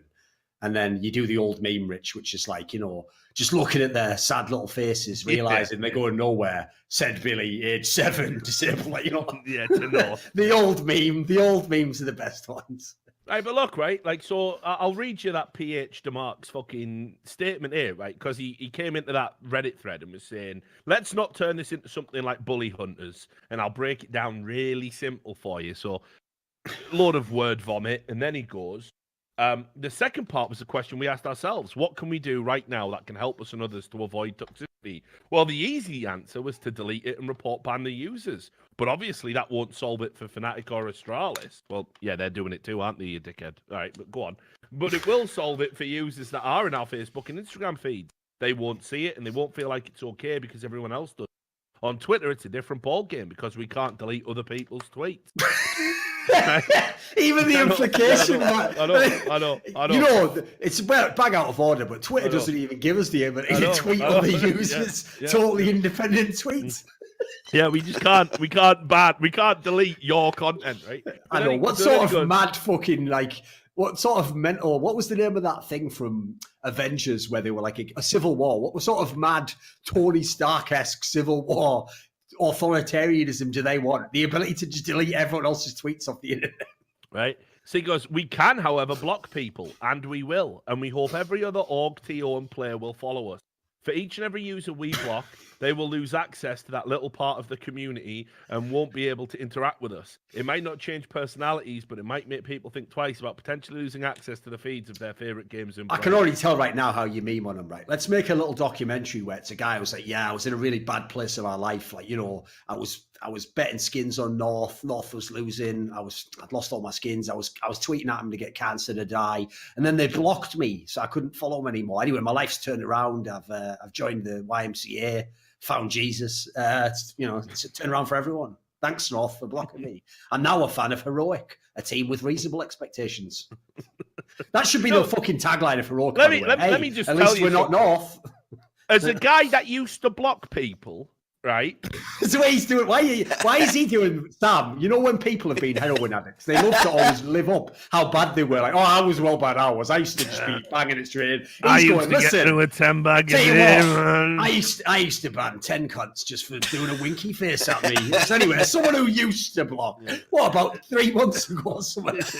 No, but I mean, just in general as a rule, right? Sure. If there was a level of fucking stupidity, like if you just tweeted something that was like basically, and these were my rules for blocking. If you were angry about something I hadn't said, instant.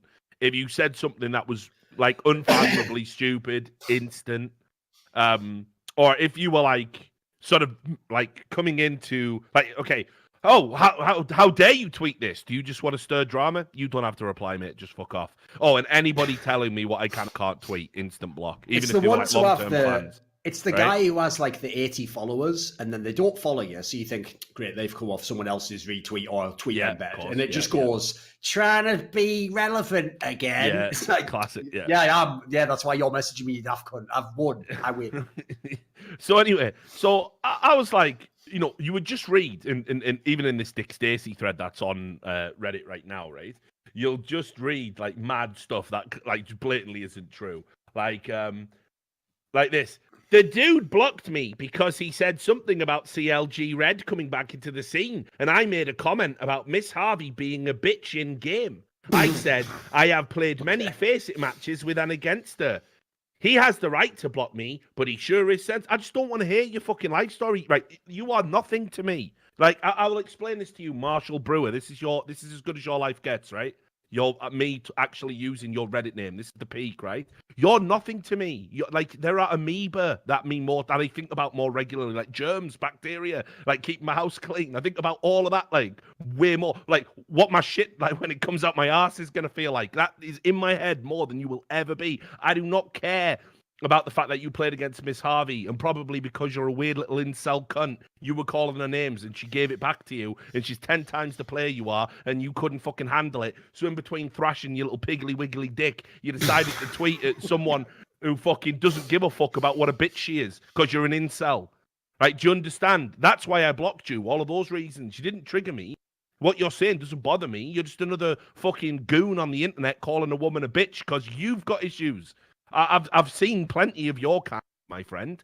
I couldn't work in esports without being able to rub shoulders with some of you, right? But no, so he sure is. He sure does take it personally. He sure does get triggered. He sure does. That's always been my favourite angle, by the way. The guy who takes what clearly to them was a very important moment where they're annoyed and upset that they've been. Well, you're still talking about it months later on Reddit, right? They spin it like, see, this guy's so bloody thin-skinned and sensitive, said the person talking about an incident months later that no one else cares about or was involved in, but just about them getting blocked on a social media site. Like, yeah, then you definitely aren't triggered by that. Just to underline that this person is mentally ill, right? Just to underline that, right? People always go, oh, you shouldn't throw the mental illness thing around.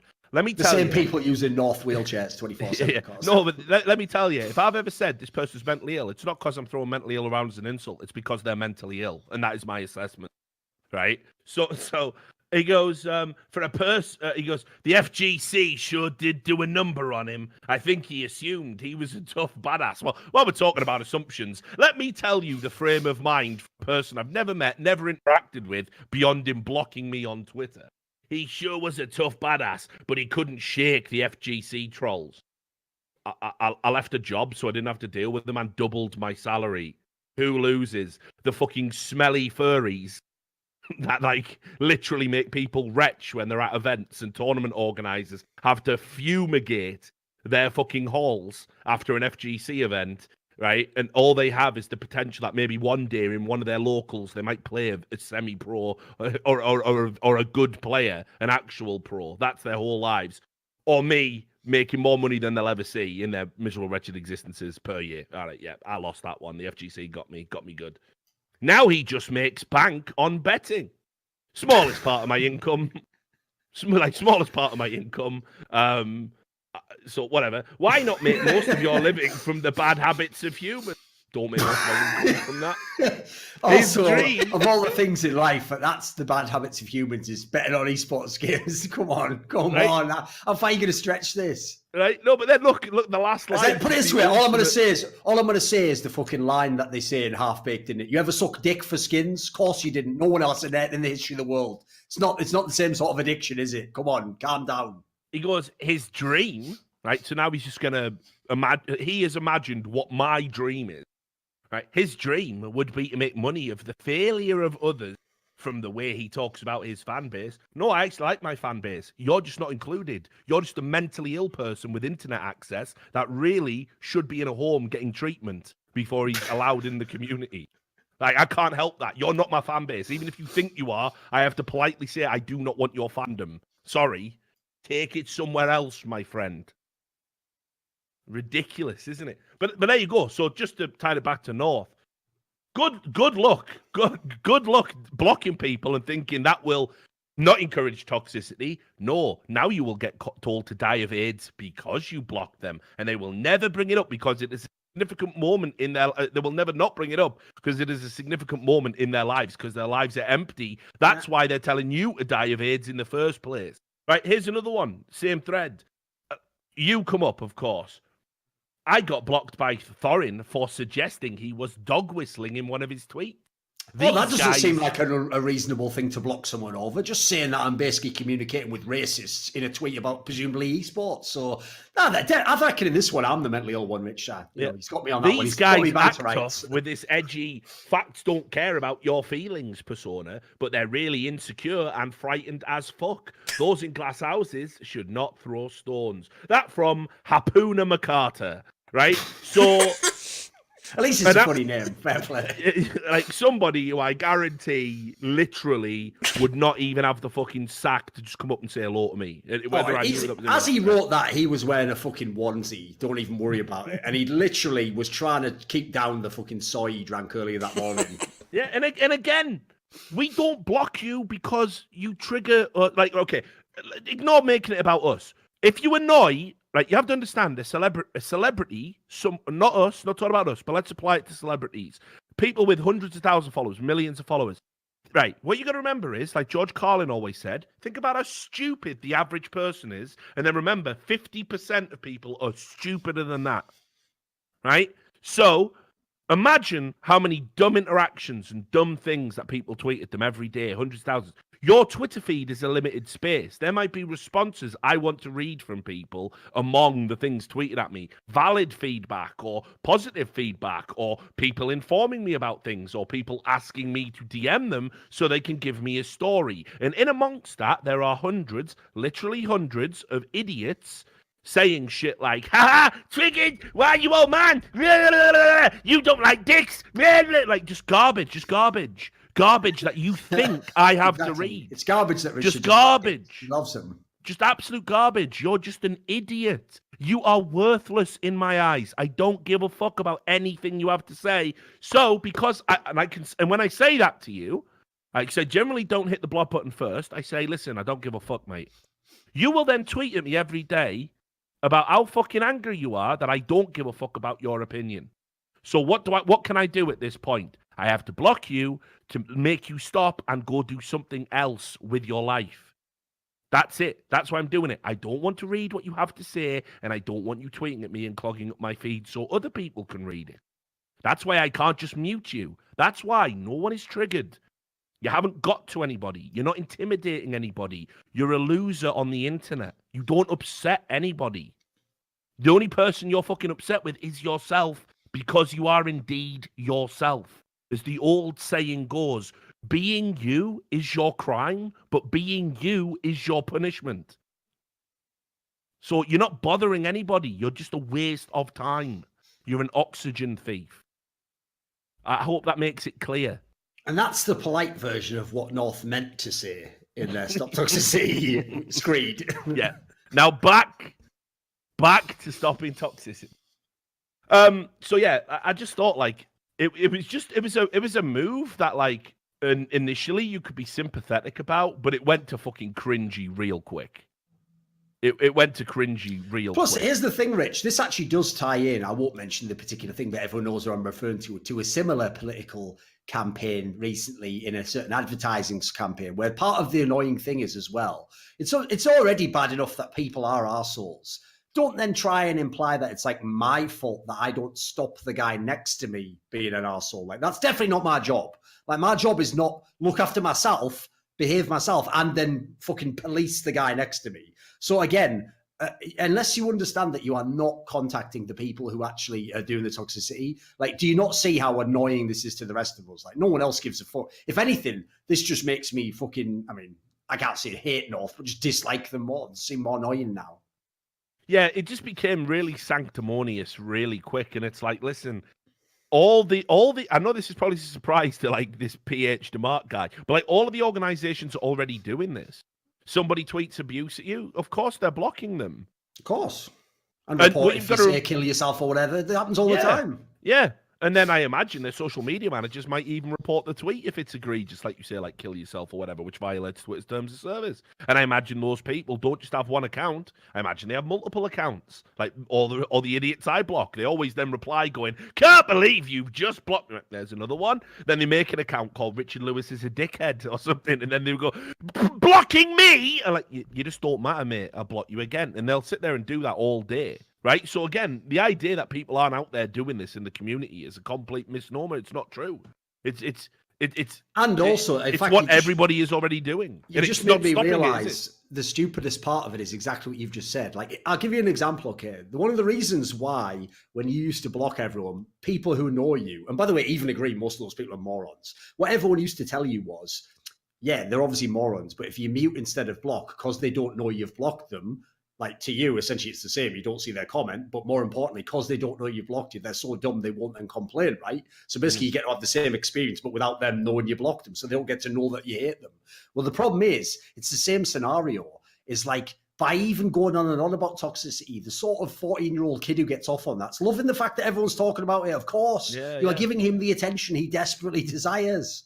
Like, the best thing you can do to that guy is ignore him. Like, I've told people this a million times, because it's funny, Rich, when I've given this advice, just as pragmatic advice, to girls in esports, they always argue with me that it's like you shouldn't give it as advice. And what I always tell them is this: if you're playing a game like Overwatch or CS:GO where you're going to talk on the mic because generally, like, that's what people do in the game to help with the comms, etc., right? Just don't. Just mute yourself and just mute everyone in the game and just play the game without listening to the comms. And they always tell me this, Richard, like, but I shouldn't have to. It's like, oh, I totally agree with you, but I actually have skin in the game here. I do that myself.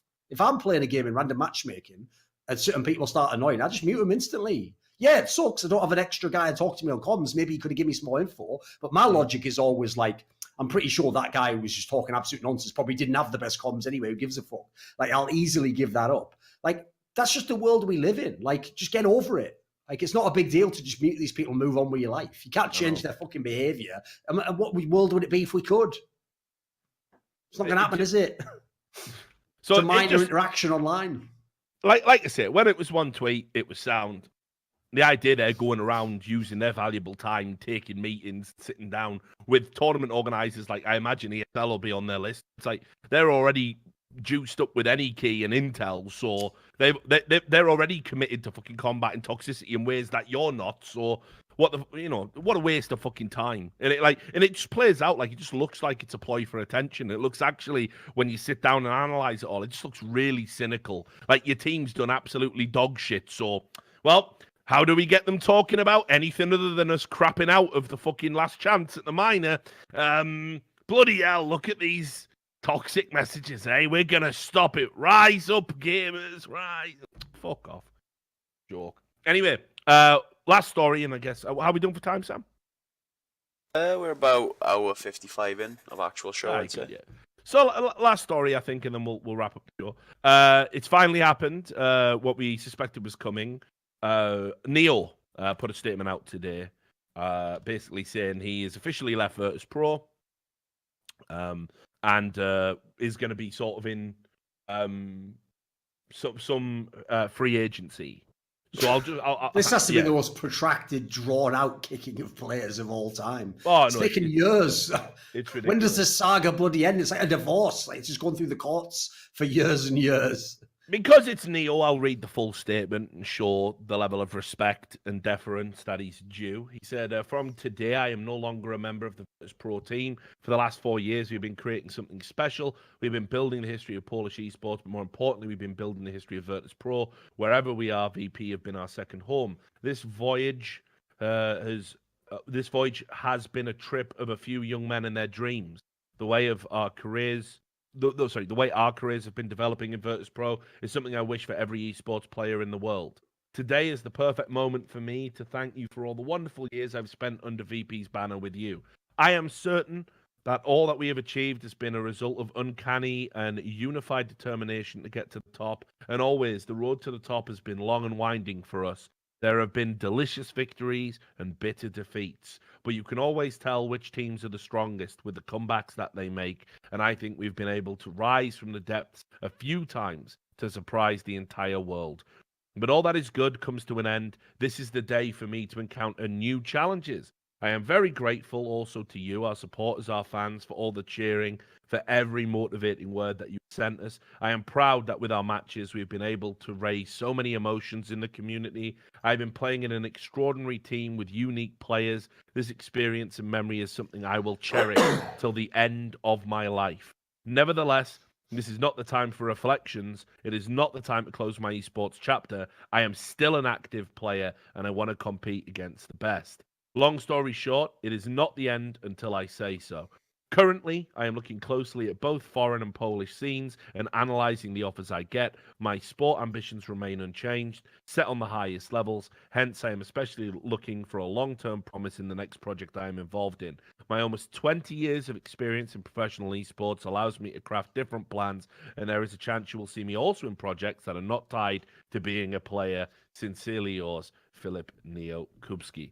So, he's obviously saying there that he still wants to play, but there is a chance he could coach or even own a team, similar to what Taz has gone on to do.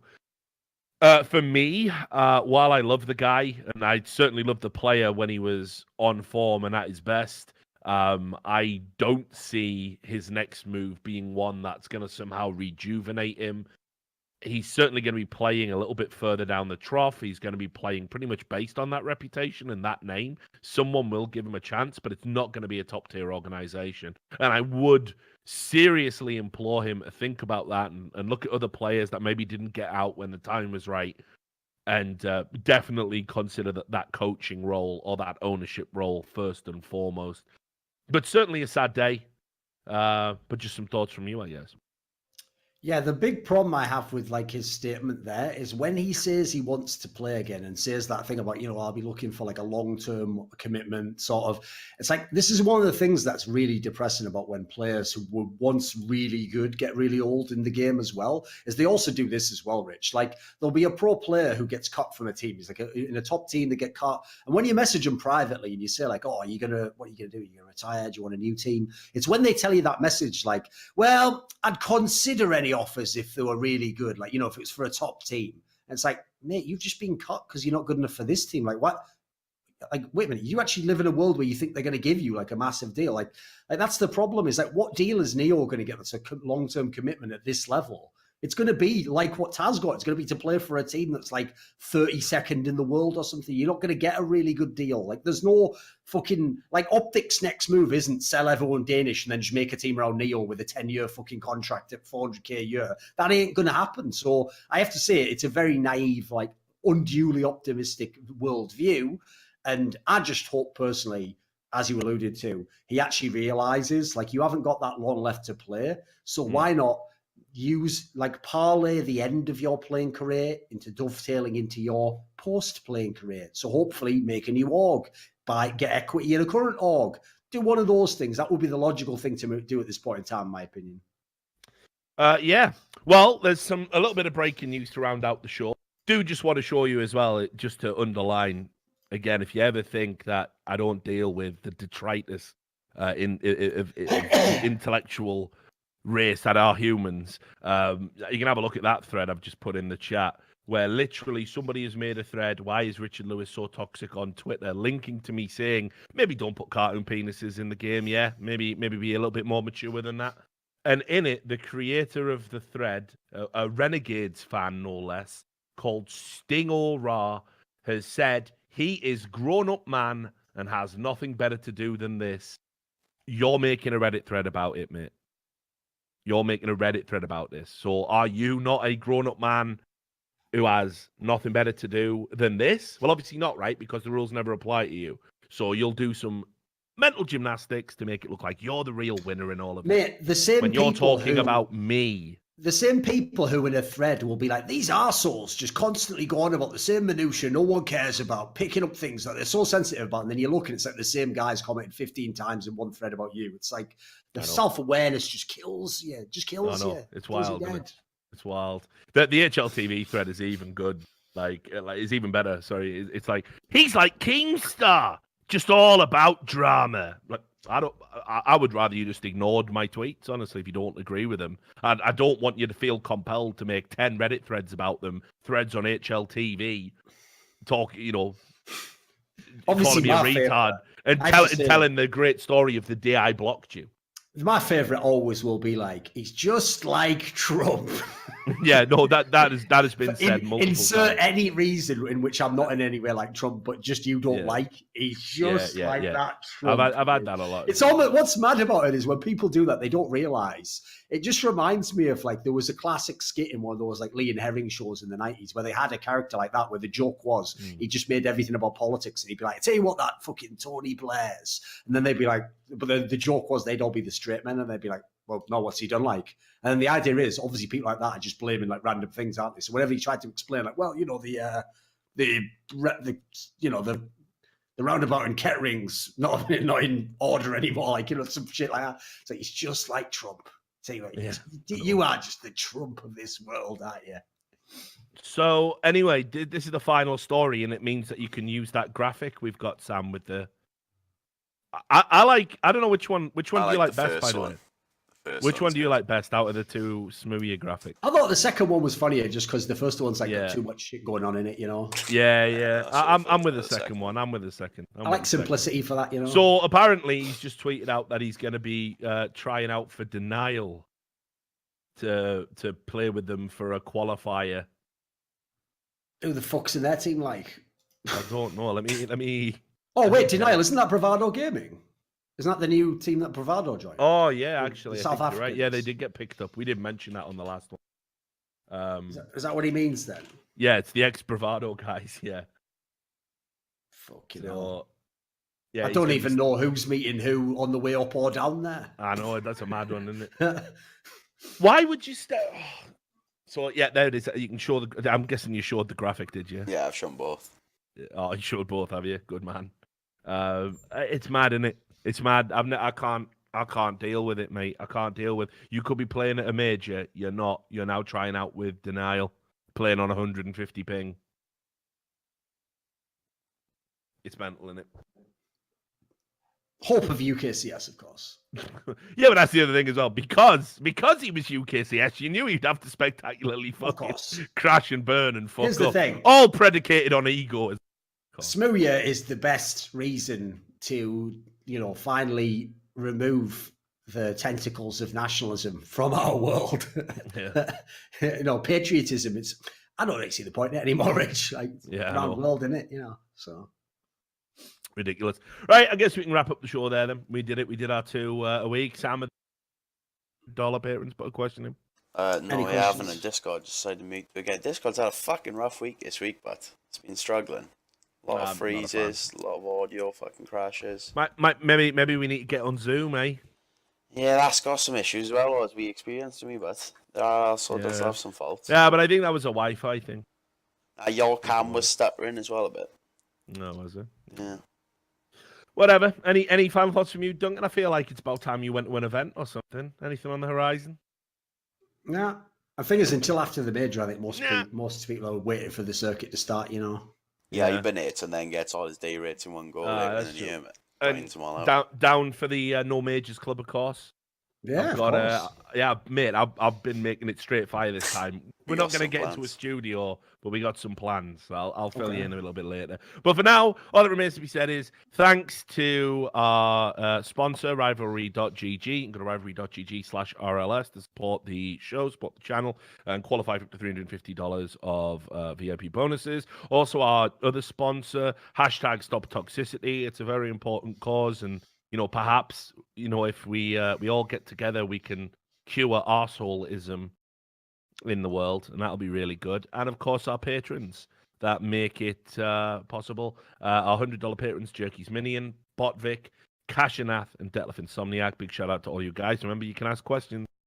Keep telling you. And our $50 patrons, Manuel Stockley, Rekovic on Steam, Sard Sawar, Pete Bidstrup, Cal, TC Owens, Watch Doge, Carv, Roosty, Dieter Dornov Christensen, Nostradamus, Marcus Kiyunpa, Madsen, Colin Penny, Benakagi Assassin, and William Southern. Thanks to all of you. Thanks to everybody for tuning in, and take care of yourselves until the next episode of By the Numbers.